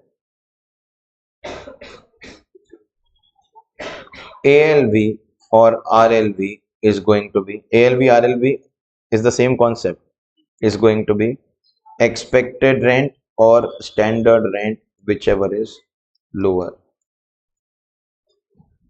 Correct? Hai? Now next step. Here the law is telling you we are done. Ab tera bata. When they say tera bata means they are talking about how much is the actual rent. What is the monthly rent for which I have given my property? Monthly rent for which I have given my unit to 30,000. Correct? So 30,000 into 12. 9. because the property was given on rent only for 5.5 months. Everyone is with me? The actual rent only 5.5. Wait, in that 5.5 also, if you observe the question carefully, they are clearly mentioning that 1 month rent is unrealized. Matlab, if I talk about my receivable rent, it is 30,000 into 5.5. But received rent is 30,000 into 4.5. Because 1 month ka rent is unrealized. And where they have given that, they have said as per rules. As per rule ka matlab kya? The condition of taking deduction of unrealized rent, tenancy is bona fide, vacate the property, legal action, all conditions are fulfilled. Correct? Hai? That means we will be taking what? 30,000 into 5.5, the receivable amount, minus 30,000 into 1, the unrealized amount, equal to the received wala amount as my actual rent. Correct? What is that amount? Don't write it. What is that amount? 1,35,000. Everyone has to focus now. Why am I not writing this in the amount column? Because I had to compare these two. But I can't compare these two. This is that, iska favorite. Nirjala. This is her favorite. This is 162. This is 135. You can't compare. To compare, you will have to do what? Add. Add what? Vacancy period rent. Add vacancy period rent. ये कितने month का let out है? 5.5. That means vacancy 6.5. नहीं. Vacancy period rent will be only when the property is vacant, that is locked. The SOP period has been specifically excluded from the definition of vacancy. So what is the vacancy period rent? Only 1.5 months. 30,000 into 1.5, vacancy period ka rent is rupees 45,000, giving you a total of 1,80,000. And ladies and gentlemen, any student who had any confusion at the time of GAV ka theory, here is the conclusion practically. We have to choose between these two, but we have to compare these two. If this is higher, listen to this. If this is higher, this only will become the answer. If this is higher, 135 will become the answer. So in our case, when we compare, finally what is higher? Actual with vacancy ke ALV? Actual is higher. So actual is higher, matlab assessee is honest. Then why is assessee ka 135 lower than market rent? Because of vacancy. Had there been no vacancy, he would have declared higher actual rent. Samjha? Now, whatever I have thought, I have to explain that to the paper checker. Look at the explanatory line here. As actual plus vacancy exceeds the ALV. Is that the case? Actual plus vacancy exceeds the ALV. तो जो actual है, that actual will be equal to GAV of 1,35,000. Actual without vacancy, because that 180 is only for comparison. It will never become GAV. GAV will be between E and F. This point was your G wala point. G is only for comparison. Now the concept, whatever minor doubt must have been at the time of GAV ka concept, now I believe that minor doubt also will get clear. No problem. GAV done, question over, hash, nash. Now what? Pura baki hai, nothing is done. GAV के बाद वाला नहीं, what is that path वाला, that you have to say. This is not working note, this is my main answer. You can make it as a separate working note, that's your choice. Okay, ultimately you have to calculate house property. GAV is just the first step. Yeah, you forgotten the steps after GAV? No. Next step, municipal taxes. Question is very clear about the data.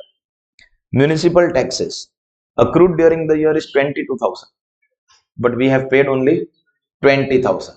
So first question is, municipal taxes ka deduction is based on accrual ke payment. So we have paid 20, therefore we'll get deduction of but 20 for the whole property.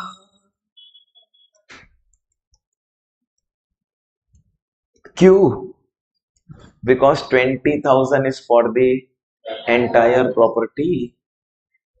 You see how ICAI is not checking whether you know the law. Do you know the law?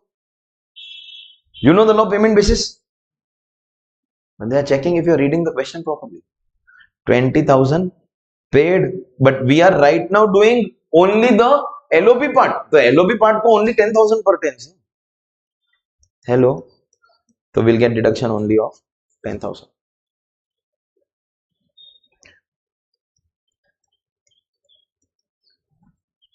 What is this 1,25,000? NAV. After NAV, deductions. First deduction is standard deduction, which will be at 30% of NAV. 37,500.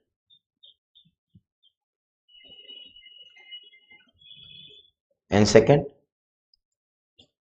interest on borrowed capital.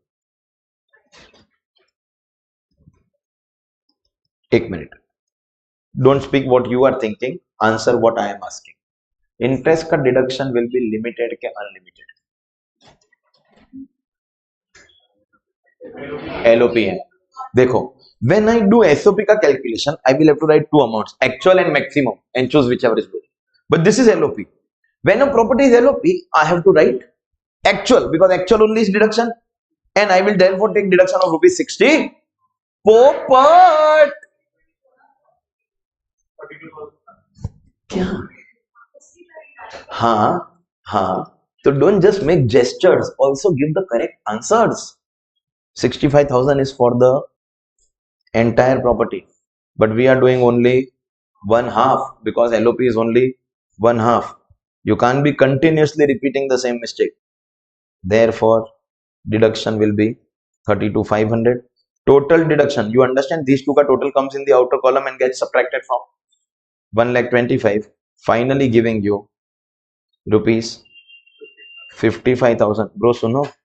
This is not your income from house property. This is your income from unit 2. Matlab my first calculation. Because I have to also calculate unit 1. And then 1 plus 2 ka total will be my income from house property. Aap samajhte ho kya? Now that, 1 minute, am I done with my complicated calculation of unit 2, the let out property? I will also go and calculate the easy one, that is unit 1, next to which I will write the nature of property, because this will lay down the roadmap of what I am too tired today. I don't want to do the things by myself. Aap karo na, please start no. GAV karo na. I am too tired today. You do no GAV, please. I am not tired. I am never tired when I am working. Direct NAV. Why? Because SOP mein we start directly with NAV equal to nil. From NAV we will be giving deductions. First deduction, standard deduction at 30%. Check kar lo calculator pe. 0. Second, interest. Now please tell me, your interest will be limited kya? Limited. That means I will have to write two amounts, actual and maximum. First, give me the correct answer for actual, because that question will give you. Actual is how much? 65,000? No, 32,500. Because out of 65, we are apportioning it equally between SOP and LOP. Now, when I write maximum, I have two options. 30,000 ke 2 lakh. And do you realize it is going to make a difference? कैसे? If 30 का answer है, तो 30 will become answer. But if 2 lakh है, तो 32,500. Why? Whenever question is silent, you can assume that conditions are fulfilled. But only when question is silent. If the question is clearly mentioning that the loan was taken on this date, matlab loan was prior to 1/4/1999, and thus ये तो condition we did today, thus the maximum deduction will be 30,000.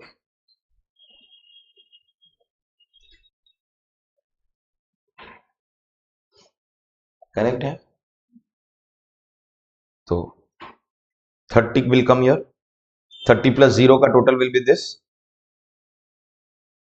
And finally, if I ask you, what is my income from unit 1, which I had told you even while doing the theory that SOP ka final answer has to be a loss, because in the entire calculation the interest deduction is the only amount which comes.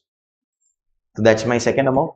And effectively, if you ask me to do what is income from house property, your answer will be 1 plus 2, 55,000 minus 30,000, which basically is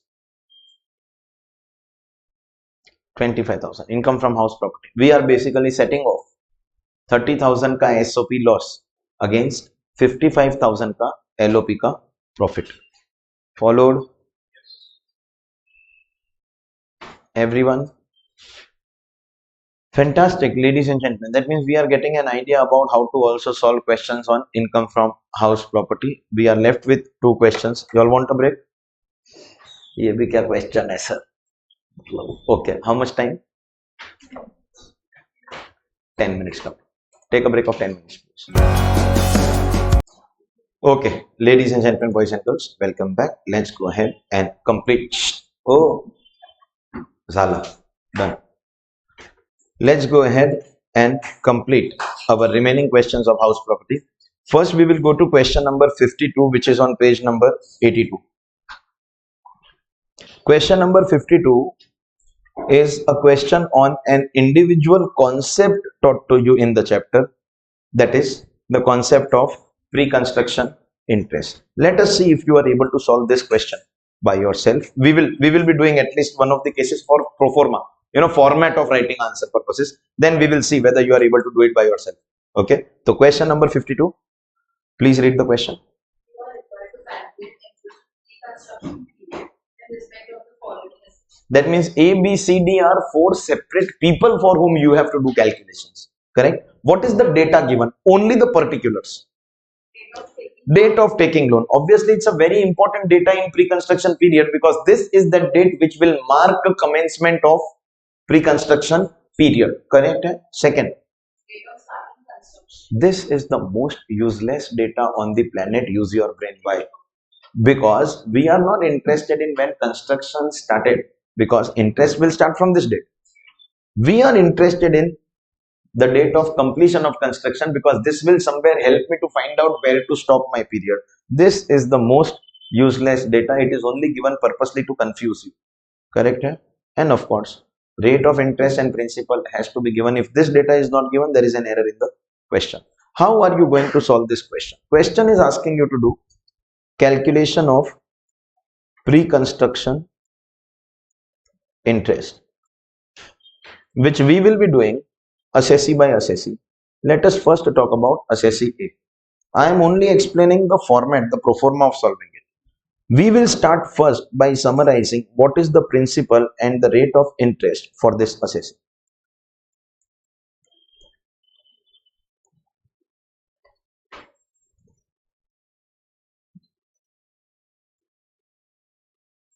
After which we will go and check when will pre-construction period start, when will pre-construction period end. What is the start date of pre-construction period? In words, date of taking the loan, and in this example that date is 1st June 2017. Correct? When we talk about end of pre-construction period, if you remember words, the most complicated part which we studied towards the end of that concept. One, if construction is completed on a given particular date, that means in this financial year property is ready. Suno, क्या नाम है आपका? Ganpat. Sorry, I asked you yesterday. Ganpat ji, please understand. Okay, if 10th August also we complete the property, that means 23-24 ka interest ka deduction we have received as current year. That means till which date we have not received the deduction? 31st March 23. That means last 31st March.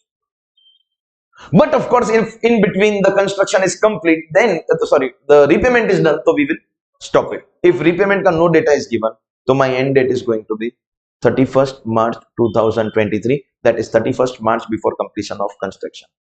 And look at what ridiculous level of learning we have come. We have principal, we have rate, we have time, and we have to calculate interest. This calculation is 10th standard arithmetic. In fact, without calculators. Here with calculator you have to calculate interest of this period. Correct? Still let me explain because you'll still make silly mistakes. Okay? 12 lakh into 12% is 1,44,000. That's 1 year kind interest. But in this data we have how much time? We have many years.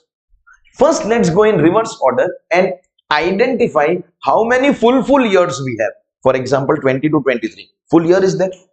21, 22, 20, 21, 19, 20, 18, 19. No, because 17, 18 is only part of a year. That means completed years are only 18, 19 to 22, 23. 5 years fully present in this period. Correct? What is this 5 years ka total interest? 12 lakh into 12% per annum into 5. Okay, 5 by 12. Be clear. Because this is 5 years, not 5 months. देखो 1 year का interest is 12 into 12%. If we have to convert it into 1 month, then we do 1 by 12. But if we have to convert into 5 years, 1 year का interest into 5. You understand? Monthly होता है तो per annum को भी convert by divide by 12. But annual है तो we have to multiply by number of years. That's 7,20,000. And then in this period, do we also have an incomplete year? Part of a year. Which is that year? 17, 18. Now listen to this carefully.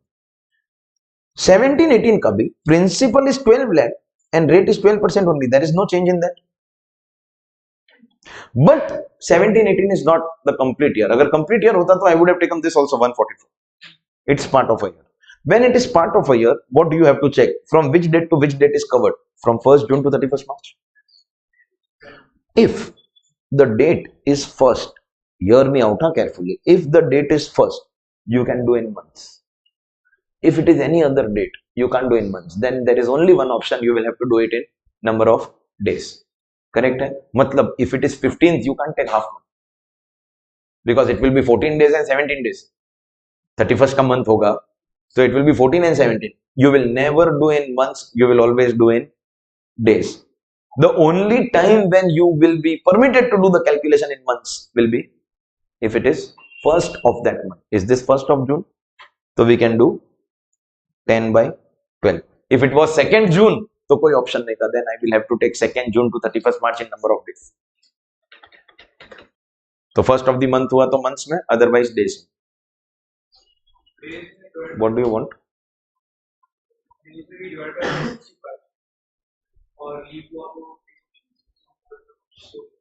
No comments. अभी नहीं बताऊंगा. Let this question get over. Then only I will tell you.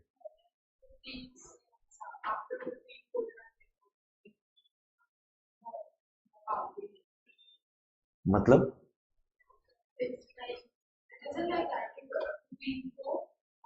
अभी supposingly you take loan on 15. His 15th to be included. तो क्या आप ये बोल रहे हो कि 0.5 से ज्यादा होगा तो फुल मंथ ले लो? राउंडिंग ऑफ आंसर का होता है. You can't increase 1 month. Thank God you didn't say कि sir this is more than 6 months तो full year ही ले लो. Are you following? So what is this? 1,20,000. Total becomes 8,40,000. This is the total pre-construction interest. Huh? Obviously, if you want to find out what is the individual installment, we know that we have to divide this by 5 to get our individual installment. But they are only asking us total pre-construction interest. Clear hua? Format is also clear. Principal, rate, start date, end date. So no, how to make it easy? Go in reverse order of years and first take complete years, then go to incomplete years. Correct? Hai? Chalo. Skip whatever you are doing for assessee A right now and solve assessee B in this format in front of me right now. Question open karo. Days.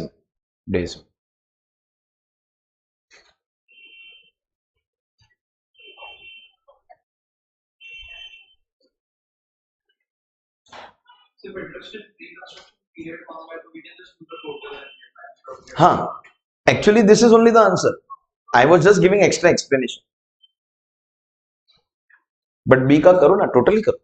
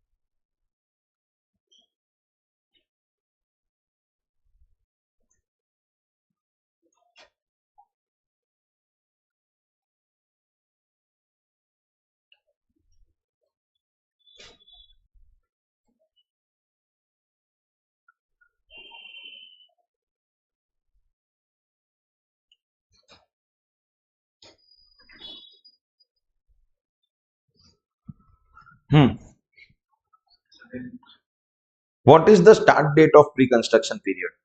11th April 2019. And what is the end date? 31st March 19.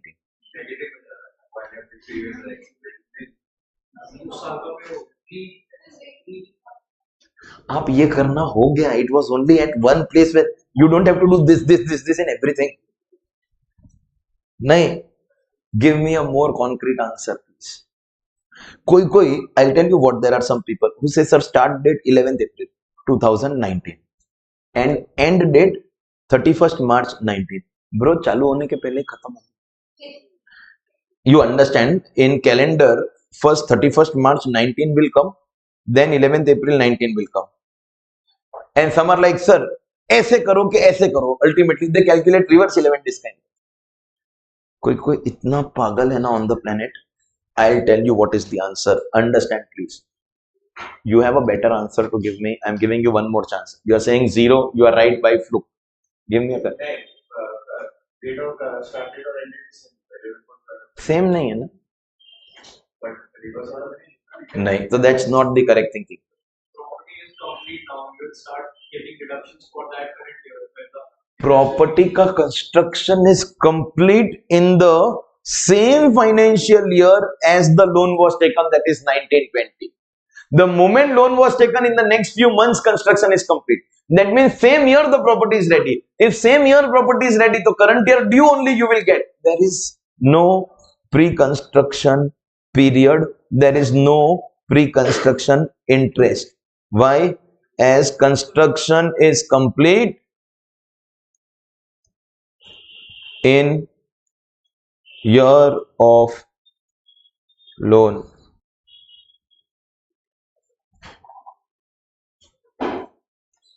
Construction is complete in year of loan.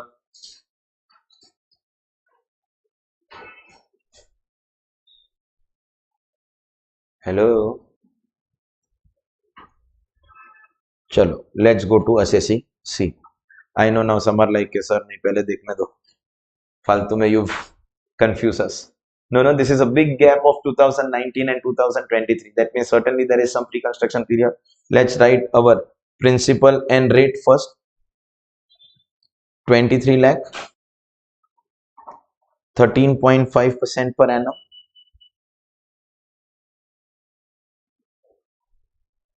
What is the start date of pre-construction period? The date of taking the loan, that is 15th October 2019.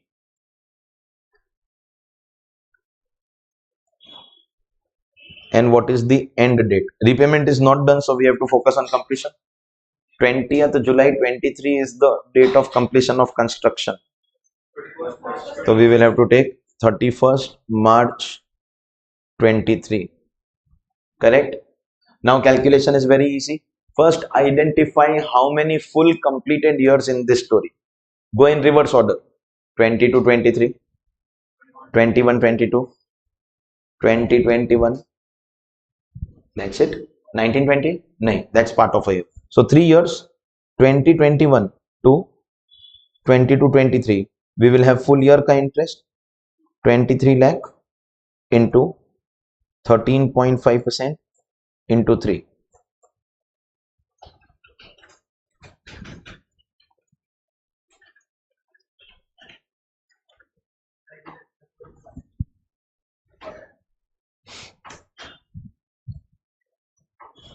बहुत साल हो गया. 931,500. Focus should be on 1920. 23 lakh into 13.5% this time we can't take for the full year. Q. Because part of a year. And you can't take 5.5 months. Because think about it. October में 31 days है, out of which 17 we have to take, so it is more than half month. There is only one option. You have to do in number of days. वो भी include करना है. The day on which loan was taken also has to be included because सुनो ना गणपत जी, bank will charge interest of that day or not. That means you have to include.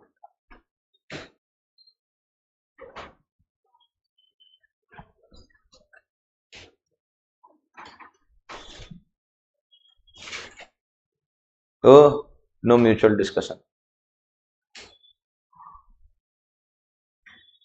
Ruler of the world, Vishwaraj, you will give me the days.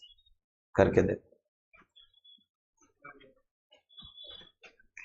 समझना नहीं है, answer देना. हाँ करो.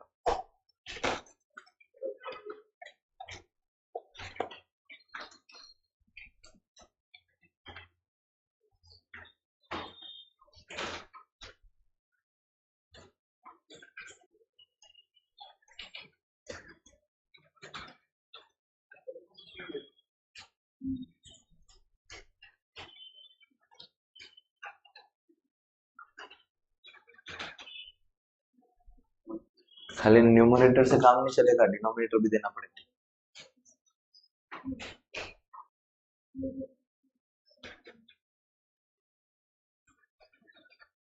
Are you ready with the numerator and denominator?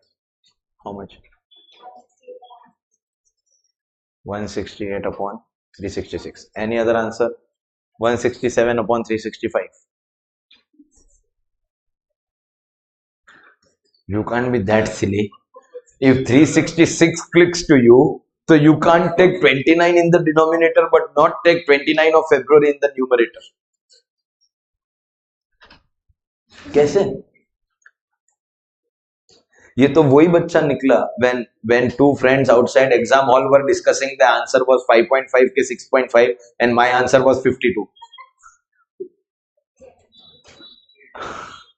Bro, 15th October to 31st March include करना है. What have you done? 1st April to 14th October ले लिया.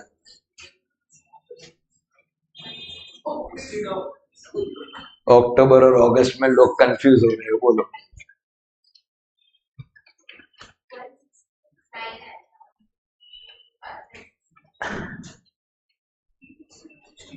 $160 upon 366.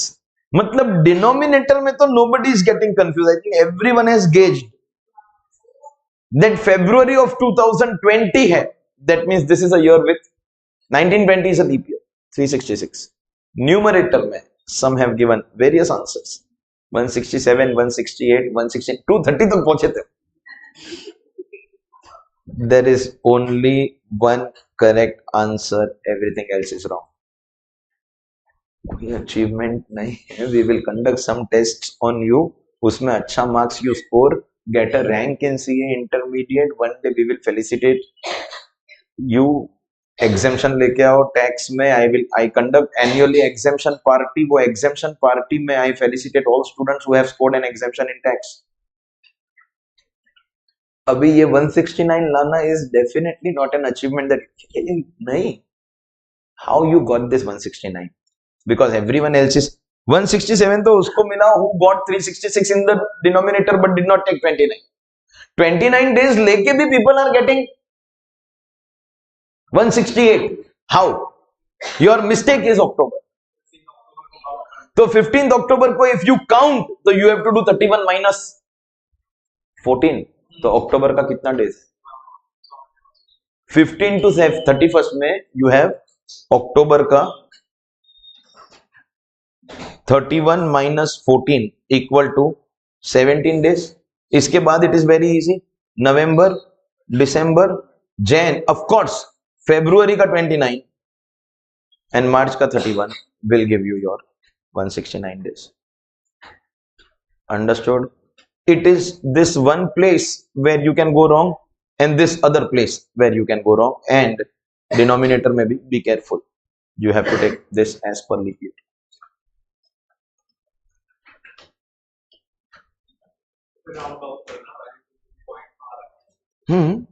143, 373 and the total interest being 1074, 873.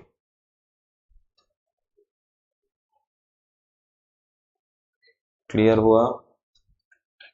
Hello. And let's go and complete the last case here. Assessee D, date of taking loan. There is pre-construction period for sure. 1st Feb से interest will start and interest will stop when?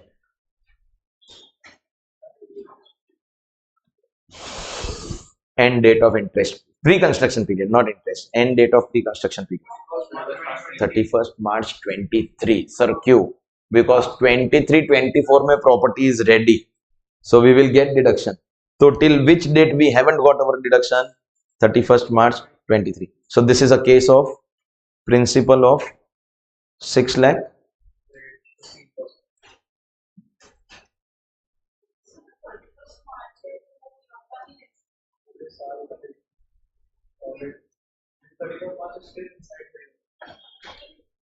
Nirjala, what's your surname? Chauhan. कहाँ का आपका native है? You are Gujju. Ramayana પતી ગઈ. હવે તમને જાણવું છે કે રામજી કોણ હતા? સુનો. Even if the property is completed on the last day of the year, that means इस financial year में is the property ready. That means this financial year का are we going to get deduction? That means till which year we haven't got deduction? Last 31st March. सुनिए, एक काम करो. Come to the theory. What is completion of construction का date given to you in the last question that you are doing assessee D का? 31st March 24. So you have to see the last 31st March. Completion of construction के पहले का 31st March. And why? Logic है. Was the property ready in 23-24? So what if the last day? Question is, was it ready? That means 23-24 का we will calculate current year का income. In that we will get current year का due interest of the full year. That means pre-construction will be last 31st March. अभी समझा?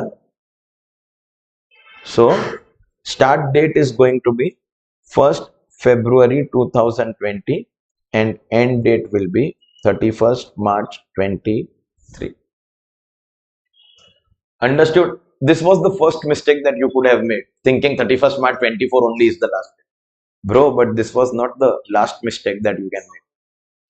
So abhi bolo, how many completed years in this story?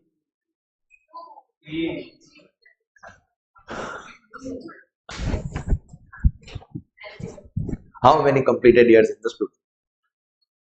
2 ke 3. Tell me the years. Reverse mein chalo, it will be always easy for you. 20 to 23 completed year. 21-22 also full year. 20-21 also full year because this is 19-20. So 19-20 is incomplete. But 20-21 से लगा के 22-23 तक 20-21, 21-22, 22-23 I have got full completed 3 years. Understood? And that incomplete year 19-20 I have part of a year. How many months? हाँ, February and March have to be taken. और February को गलती से November तो नहीं. नहीं, I am just asking. आजकल people are doing anything. So February and March 2 months means 2 by 12, 15,000, giving you total interest for the year 2,85,000. Everyone is clear now. 100%. That, ladies and gentlemen, was an exclusive question only on one concept, that is pre-construction interest. Now then, question number 51 जो है, that is the Gita, Quran, Bible, Agam, Guru Granth Sahib, Kalpasutra of this chapter, whichever religion you believe in. Suno, one day before your exam, the last 1.5 days is going to be a very, very complicated phase because you have to study full IDT. You have only 1.5 days. You have to study full DT. Full DT also it is not possible to revise. You have to practice questions also. Now you have the common sense to understand last day you can't be solving all the questions. It is not possible only to solve all the questions on the last day. So can I say we have to, from today itself, mark those questions which I will practice on the last day? You have to mark those questions that if I do this, full chapter is taken care of, I can go and solve the next chapter. Every chapter may you have to identify that one question or those couple of questions that will enable you to revise the entire chapter. And question 51 coincidentally is that question which will make you revise the entire chapter income from house property if practiced. Samjha? तो question number 51, page number 81, please read the question. Mr. Kumar has self-predicted basis covers the following information is due for previous year 25-26. Location of predicted Pale Andheri Thane Bandra Dadar. That means, can I say 5 buildings का location is given to you? What is the other data? Only the particulars about the 5 buildings. For all the 5 buildings, they have given municipal valuation, fair rent is given, standard rent is given. Obvious है, that तो they had to give. Then, apart from that, what else they have given? Whichever property is given on rent, the first 3, and for your convenience, do one thing. At the top, just write, I think this is Ville Parle, Andheri, Mahim, Bandra and Dadar. तो क्या होगा? Again and again, you don't have to scroll to the previous page, just because this table is getting split into 2 pages, इसलिए, for your convenience, so that you know that Ville Parle, Andheri and Bandra properties are given on rent. Mahim is not given on rent and Dadar is also not given on rent. Correct है? हाँ, that there is more data in the question which will explain. आएगा. Okay. What is next thing given to you? Municipal tax paid 25-26 by landlord for 24-25. That means landlord has paid current year ka municipal tax and last year ka municipal tax. Which deduction he will get? Both, because as long as it is paid by owner, you will get deduction, whether it pertains to this year, next year or past year. Correct hai? However, what about next can? Tax outstanding for 25-26. Will you get deduction? No. Why? Because only if paid. Then next, Municipal tax paid in 25-26 by tenant. ये paid है, paid. Will you get deduction? अरे paid, but it has to be paid by the owner, so no deduction. Then मतलब whatever was the rent of the current year, उसमें से some portion I could not recover. Is that unrealized rent? And this word eligible means वो जो conditions है ना, I have fulfilled. That means I will not take receivable, I will take received वाला rent. Correct है? हाँ. Next. Occupancy information. This is the most important data that will help you take your call. First building, Ville Parle, let out property for how many months? Full 12 months. So we will have to consider Ville Parle as LOP. Second property, Andheri, which is let out for 7 months. 2 months you stayed and 3 months it was vacant. तो इसको क्या treat करना? अरे proportion नहीं, 1 day also let out, it will be considered as LOP. Hello. हाँ. Next, Mahim building has been SOP for how much time during the year? And remember one thing, any property can be classified into SOP only and only if it is 12 months. क्योंकि 1 day also you give on rent तो वो LOP हो जाएगा. Correct or no? तो obviously Mahim building will be considered as our self-occupied property, and till now we have only 1 SOP. How many SOPs are allowed? तो एक तक तो कोई प्रॉब्लम ही नहीं है. Okay, go ahead. Next, Bandra वाला building is sublet, which means Bandra wala building will be excluded from my income from house property, because any income will be coming under income from house property if 1 there is building and 2 you are the owner. This is sublet. Subletting ka rent, even if you are earning, it's a part of income from other sources. It will not come under house property because you are not the owner. And third and last, the other ka property is being used for the purpose of your business, isliye it is given as not applicable. This we are given nil because it is self-occupied, but this is not applicable because this also not to be considered in house property. Q, because what is the third condition? Not doing business. Therefore this property ka all collection will come in my PGBP. So Bandra ka income will come under other sources, and the other ka building will come under, because it is being used for the purpose of, it is my own office which I am using for business. So Bandra and the other we don't have to consider in our house property calculation at all. First of all, तो वही clear कर, Bandra का property. अच्छा, नहीं तो last में when we will come to solving of the sum, at that time we will write we are excluding Bandra and the other from house property for the reasons that we have understood. चलो, Now that we know, apart from the occupancy information, tenant, owner and vacancy, one last thing is given in the table, that is interest on loan taken for construction. I think you understand that we are interested only in these three amounts now, because the last two columns we have decided to exclude. Carry on. What is the additional information? What are the adjustments given? This is a very, very big question. If you are able to solve this question, you can solve anything on the chapter income from house property. Please read.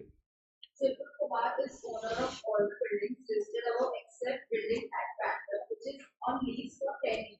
मतलब विले पार्ले अंधेरी mine, you are the owner, therefore they will be a part of house property. Bandra, it is sublet and the lease period is 10 years, so we will exclude. So no, if the lease period was 12 years, तो ये जो cross किया है ना, we will have to remove the cross and bring it back, because 12 years के lease में you become the deemed owner. But now we are sure you are neither legal owner nor deemed owner. मतलब this will 100% be excluded from your house property. Okay, next.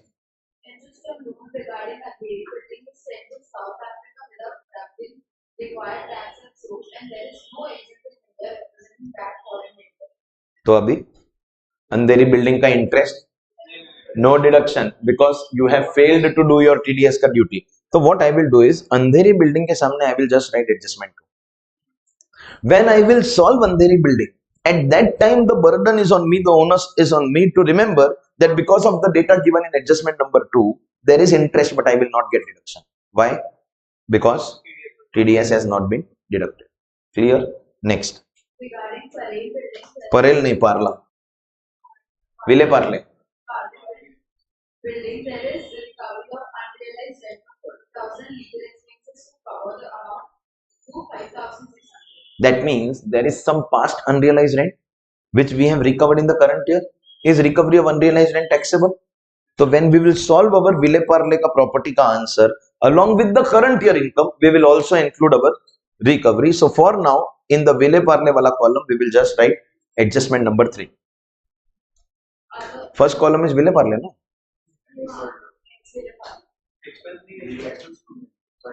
मैंने कब बोला expense लेंगे? I have just said that recovery we will take. You are not denying the fact that recovery will be included in the current year ka income. Now whether to take expense ka deduction or what deduction or no deduction, that we will decide when we will solve. No, I am right now only telling you this much, that adjustment number 3 will be taken care of while solving the first column. Adjustment number 2 will be taken care of while we solve the second column. That to you agree, no? Okay, next. Other unrealized rent recovered were as below. Andheri building 2 lakh, expenses 25,000. Wait, Andheri building ka recovery is 2 lakh, expense 25,000. Means in the Andheri property also, first there is some current year income and then thereafter there is some recovery. Whatever is the recovery, see what to take, what not to take, that we will take care of at the time of solving. But at least we know that adjustment 4 pertains to Andheri wala column. So when we do Andheri, we have to take care of adjustment 2 as well as adjustment 4. And then Borivali? Huh? Lol. Sir, they have not given us any column. एक तो one problem. Second problem, we are the Sobo guys. Borivali? तो नाम भी नहीं सुना है. I am asking you, क्योंकि you will always say कि no sir, I have been to London more than I have been to Borivali. नहीं, भाई Sobo वाले कुछ भी बोल सकते. Why have they not given a column on Borivali? Because it was sold. So now it is sold. I am not the owner. So this data ignore. No. Even if you are not the owner, you still have to take, because the time at which the bad debts occurred, at that time you were the owner. But do you realize this Borivali ka recovery, I can't write as adjustment number against any column because there is no column. So this I will do independently. Independently करने का मतलब I will put a star against this adjustment. So effectively what will happen? Last में, when I am done with all my columns, I will search adjustments में if there is any star. Star मतलब unsolved adjustment. That we will do separately. Correct? That is called independent adjustment. Any adjustment which is related to the column, we have written the column number reference here. Adjustment reference here. But anything which is not related, we will solve it separately. And last. There are also recoveries of arrears of rent, as increase in rent was disputed by tenants. Marine building built in 1990, 1,60,000 and no expense as it was friendly settlement. Wait. मतलब माहिम वाला building, the third column, do we have some recovery of arrears? So when we solve Mahim ka property along with the current year income, we will also include the arrears. So we will take care of it. Correct? Mahim building 1,60,000. Correct. And London building. Thankfully we have heard the name at least. Unlike Borivali where we have not heard the name. London building. 2 lakh owned from 1987 to 2012 but sold in 2014. Which is why there is no column given, because I have sold it. I have sold it. Will I take the recovery? Yes, because at that time I was the owner. Recovery is taxable even if you have sold now, because earlier you were the owner. So just like Borivali, London also we will have to do separately by putting a star and considering it as an independent adjustment that has to be done separately. Means we will complete the individual columns. While doing the columns, we will do the adjustment related to that property. But there are a couple of adjustments which are not covered in any of the column. They are separate, so we will do them separately as independent adjustments. Clear हुआ everyone? चलिए, so ladies and gentlemen, let's start by first making it clear. Bandra वाला property we have not taken. Bandra वाला property we have not taken, no? Why? क्या? As assessee is not the owner, neither legal owner nor deemed owner. Correct है? And the other has been excluded as it is used for business. Properties used for business will be excluded from house property. There is one concept which, you know, it was not possible to tell you about it during the chapter, but now you will understand it better. Supposingly I have 4 or 5 offices. काफी फैला हुआ काम है. Turn the book upside down and you will come to know. Textbook को upside down करोगे ना, textbook को उल्टा करो तो you will come to know. काफी फैला हुआ काम. Now all these offices by chance are owned by me. So do you realize, if I am running my own business profession activity in my offices, I will obviously not give it on rent. I need multiple offices to do my work. I won't give them on rent. Correct? Hai? That means I will occupy all of them myself for doing my business. So you can't say that after 2 offices remaining will become DLO. Business करने के लिए I am generating some profit from my offices, and the business profit so generated I am offering it to tax. इसलिए all my business premises which are occupied for my own business are excluded for the purpose of house property, which is why house property का जो third condition था ना, not doing business, is having this ideology behind it कि my business वाले properties पे otherwise you will start attracting SOP का provision, a deemed to be let out वाला provision, and therefore own business wala properties are excluded. And in any case, if I am doing own business, even if you don't call it DLOP, there is some other profit I will be generating from that property and offering it to tax. Which one? PGBP. इसलिए own business properties, that third condition, are excluded from income from house property. Now you will understand that. And the other में I am generating business profit. So therefore, I will not consider it as DLOP. समझा? So we have to focus only on the 5 columns that are given. First, Ville parle. As a rule, whatever is the nature of the property, always write that nature next to it. It is LOP. Because once you say LOP, things will become clear. LOP hai to your calculation will start with gross annual value. No? Municipal tax is only a part of GAV. And now you all are grown-ups. You have to, after a point, talk like grown-ups. You don't have to be childish always. Municipal valuation, fair rent, standard rent. No. सीधा ALV दो. Municipal valuation or fair rent, whichever is higher, and compare that with standard rent, whichever is lower. ALV, GAV नहीं. ALV. We will compare it with actual. But at least give me the ALV. Municipal valuation or fair rent, whichever is higher, compared with actual rent, standard rent, sorry, whichever is lower. 1,10,000. Correct है. First 140 is expected rent, but 110 will be ALB, and this will be compared with your actual rent.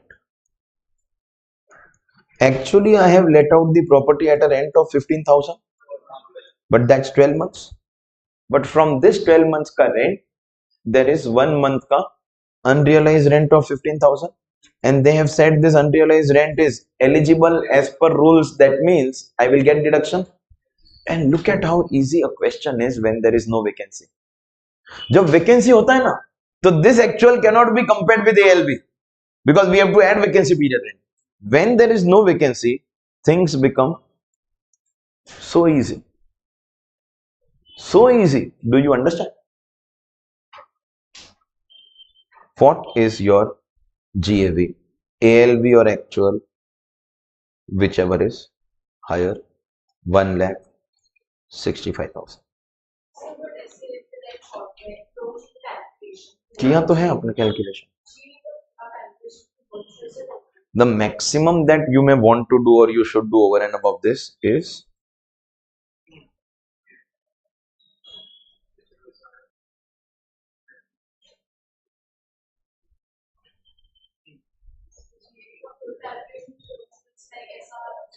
when it is given in a manner which we did that Mr. Suraj wala first unsolved question, where it is given on a monthly basis, then it also was for the whole property and you had to take half.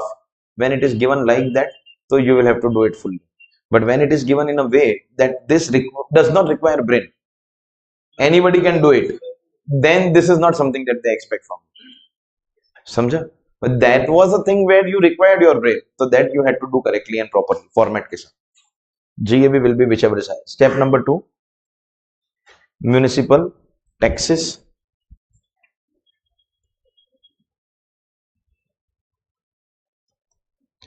Subject to what condition? 30%. अच्छा 30,000 बोल. Paid by owner, and once it is paid by the owner, deduction will be given irrespective of to which year it pertains. So current year and past year both will be allowed, giving you net annual value of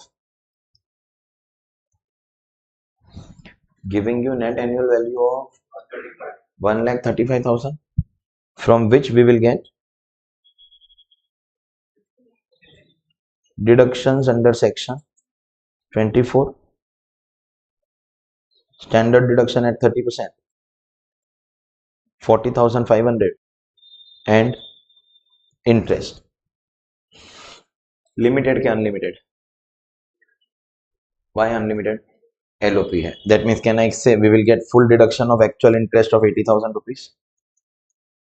Total deductions will be 1,20,500, and this is your current year income from Bile Parle. Bro, this is not your final answer.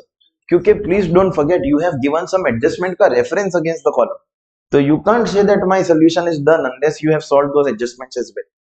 So current year income from Bile Parle is 14,500. But then adjustment may you have been given data about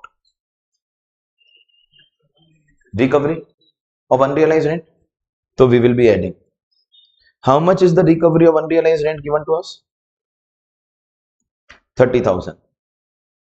And how much is the expense given to us? 5,600. So we will pay tax on 24,400.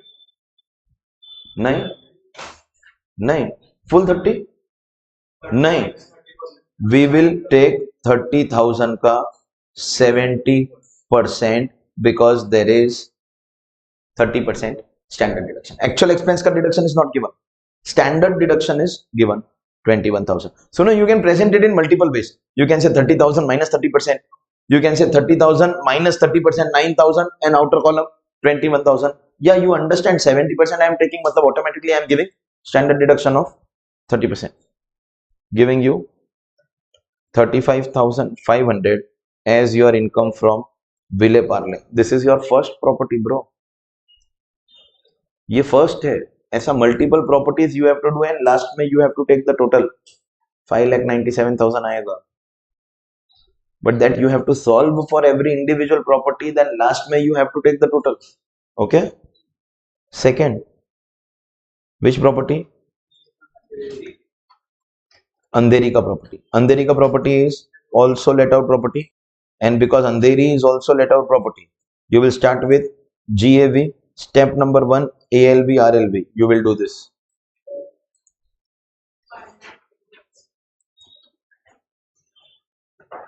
1 lakh.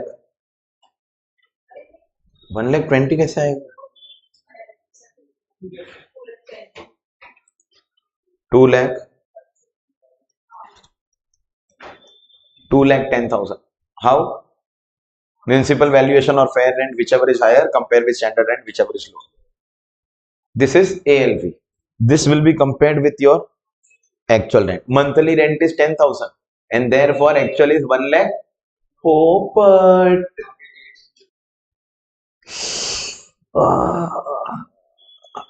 10,000 into 7 months, 70,000. Q 7 months? Because property is given on rent only for 7 months, so let out period is only 7 months, and there is no unrealized amount, otherwise we would have subtracted that. Now this is your last and final chance to understand. While the rule is ALV or actual, whichever is higher, they can't be compared here. In this amount we will have to add vacancy period ka rent of 5 months 50,000. No, only 3 months, because SOP period is excluded from vacancy. So 30,000. Hello, 1 lakh. Last and final chance. Last and final chance. Compare these two, but choose between these two. If 210 is higher, so 210 will become answer. If this would have been higher, supposedly this comes to 3 lakh, so this amount will become the answer. E is higher, E is answer. G is higher, F is the answer. So as actual plus vacancy period ka rent is lower than ALV, ALV will become equal to your GAV. समझा? 2 lakh 10,000.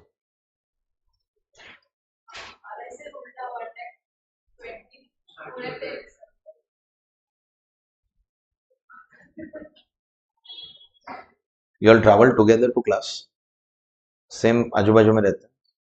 You mixed something in her water or chai or something. What is wrong with you? आप क्या बोल क्या रहे हो? You? It's okay. चाय मंगाओ, मेरे लिए भी लेके आना. Are you okay now? When you have to do ALV, you have to do ALV only. ALV के बाद में you do actual. Still it is wrong, no? क्योंकि whichever is higher. नहीं, एक minute. You understood what is the correct thing? ठीक है. Now what? Minus the municipal taxes paid by owner, irrespective of current year or last year. What is the total amount paid? 25,000, giving you NAV of 1,85,000. Next, deduction.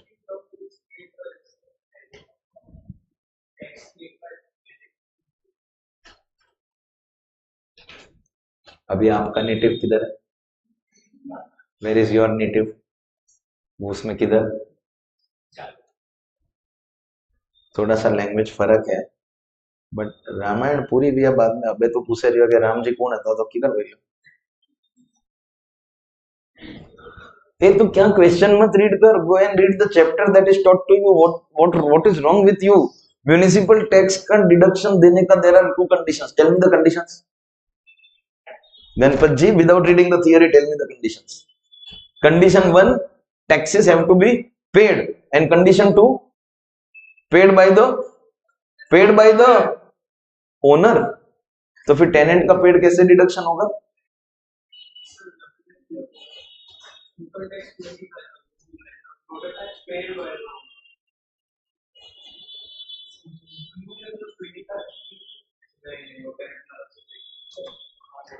This is the amount of municipal tax paid by the landlord. इसलिए heading देके they have given you two amounts. Even if it is last year or current year, you will get deduction. Plus, over and above this, there is some municipal tax which was paid by the tenant. मतलब landlord has paid this much and tenant has paid this much. अच्छा, that way. But ये heading में बोला ना total tax. Landlord. So landlord has paid these two amounts, and tenant has paid some more amount. So total paid is 40, but you will get deduction of.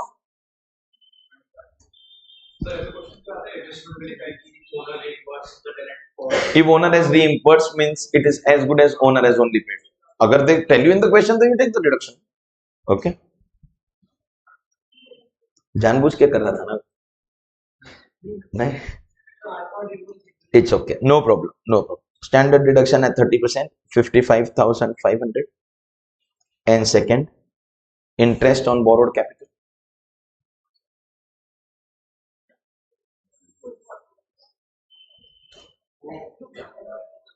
Then what's the point of writing adjustment numbers?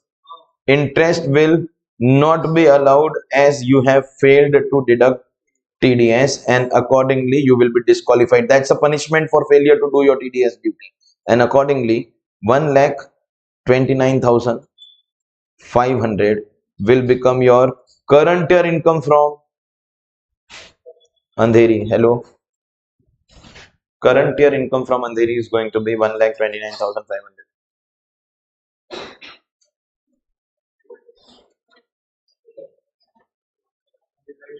But then we also have to take, as per adjustment number 4, no, unrealized rent.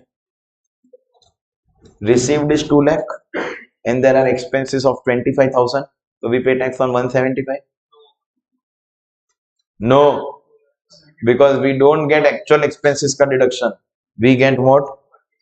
Standard deduction of 30%.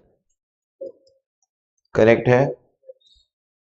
2,69,500 is going to be your income from Andheri ka property. That's your second house property. मतलब Vile Parle ka first amount we got 35,500. Andheri ka second amount we got 269,500. Like this, we have to carry on and complete. Next is property number 3, which is Mahim. Next to Mahim, we will again write nature SOP, because this will lay down the roadmap. Do no ALV, you do know, I'm too tired. Karna ALV. Huh? No. Direct NAV equal to nil minus deductions. Standard deduction at 30%. Interest. Don't speak what you are thinking. Answer what I am asking. Limited क्या unlimited? Limited, because it is SOP. So we will have to write actual and maximum both. See, actual is given to you in the question 40,000. 40 दिया है ना? Maximum will be two options है, 30 or 2 lakh. If you choose 30, so 30 will become your answer. If you choose 2 lakh, so 40 will become your answer. Whenever the question is silent about conditions, remember there are 3 conditions to get 2 lakh ka limit. For example, purchase or construction. So this question is clearly giving you data that the loan was taken for construction. Second, whether the construction was completed within 5 years or no. Nothing is given, assume satisfied. So when nothing is given, assume satisfied. And which one, what limit you will apply, rupees?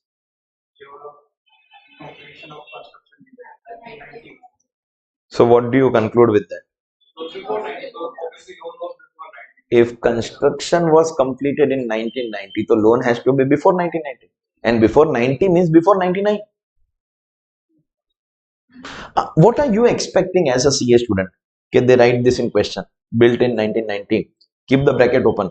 So beta, remember that SOP will be maximum 30,000. Close the bracket. Right? They have given you this data, means they have done the duty. Now the burden is on you to examine this data and conclude that if the building is built in 1990, then in that case the maximum deduction that you will be getting is rupees 30,000. Of course, whichever is lower, mein, your amount is going to be 30,000.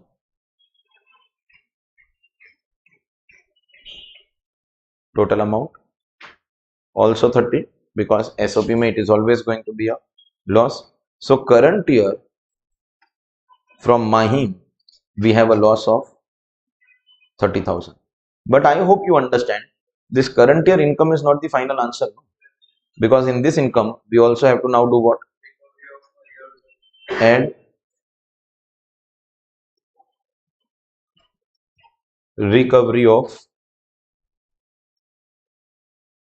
arrears. How much is the arrears recovered in Mahim? 1,60,000 and no expenses. So 1,60,000 outer column. Now, whether you incur expense or you don't incur expense, we will always give you a standard deduction, and after taking standard deduction, we will pay tax on 1,12,000, resulting in rupees 82,000 being your income from Mahim. 82,000 will be your income from Mahim wala property.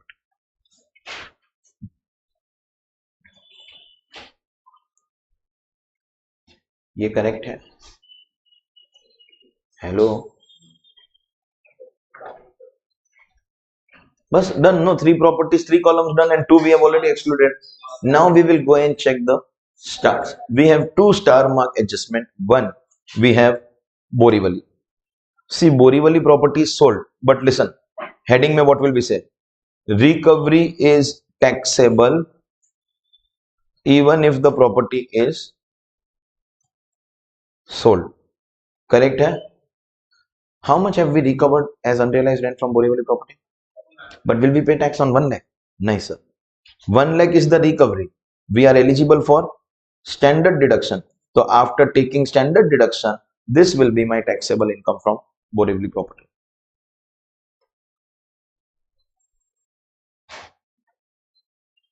Correct? And finally, we have London building.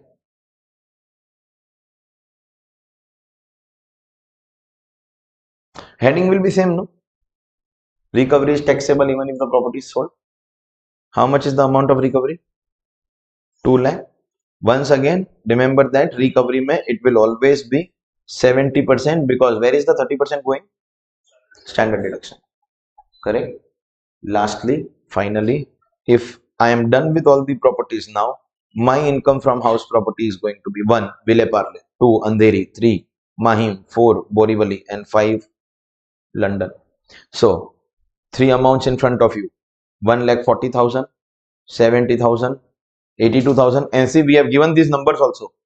You know, 1 plus 2 plus 3 plus 4 plus 5 ke liye, against every final answer I have given the code. So these 3 are in front of you, and plus if I scroll a bit, so we have these 2 amounts here. We have Andheri ka 269,500, and we have Vile Parle ka 35,500. Vile Parle 35,500, Andheri 269,500, Mahim 82,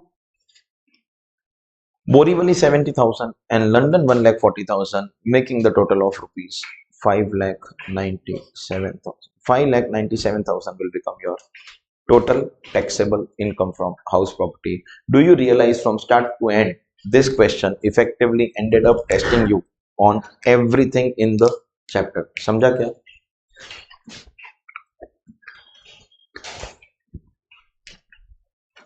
That, ladies and gentlemen, completes our questions from income from house property, with which we can proudly claim that we are done with the first head of income in class. Of course, in income tax law, it is the second head of income, but in class, we did it first because it is easy compared to salary. Congratulations, badai ho, that's the end of the chapter.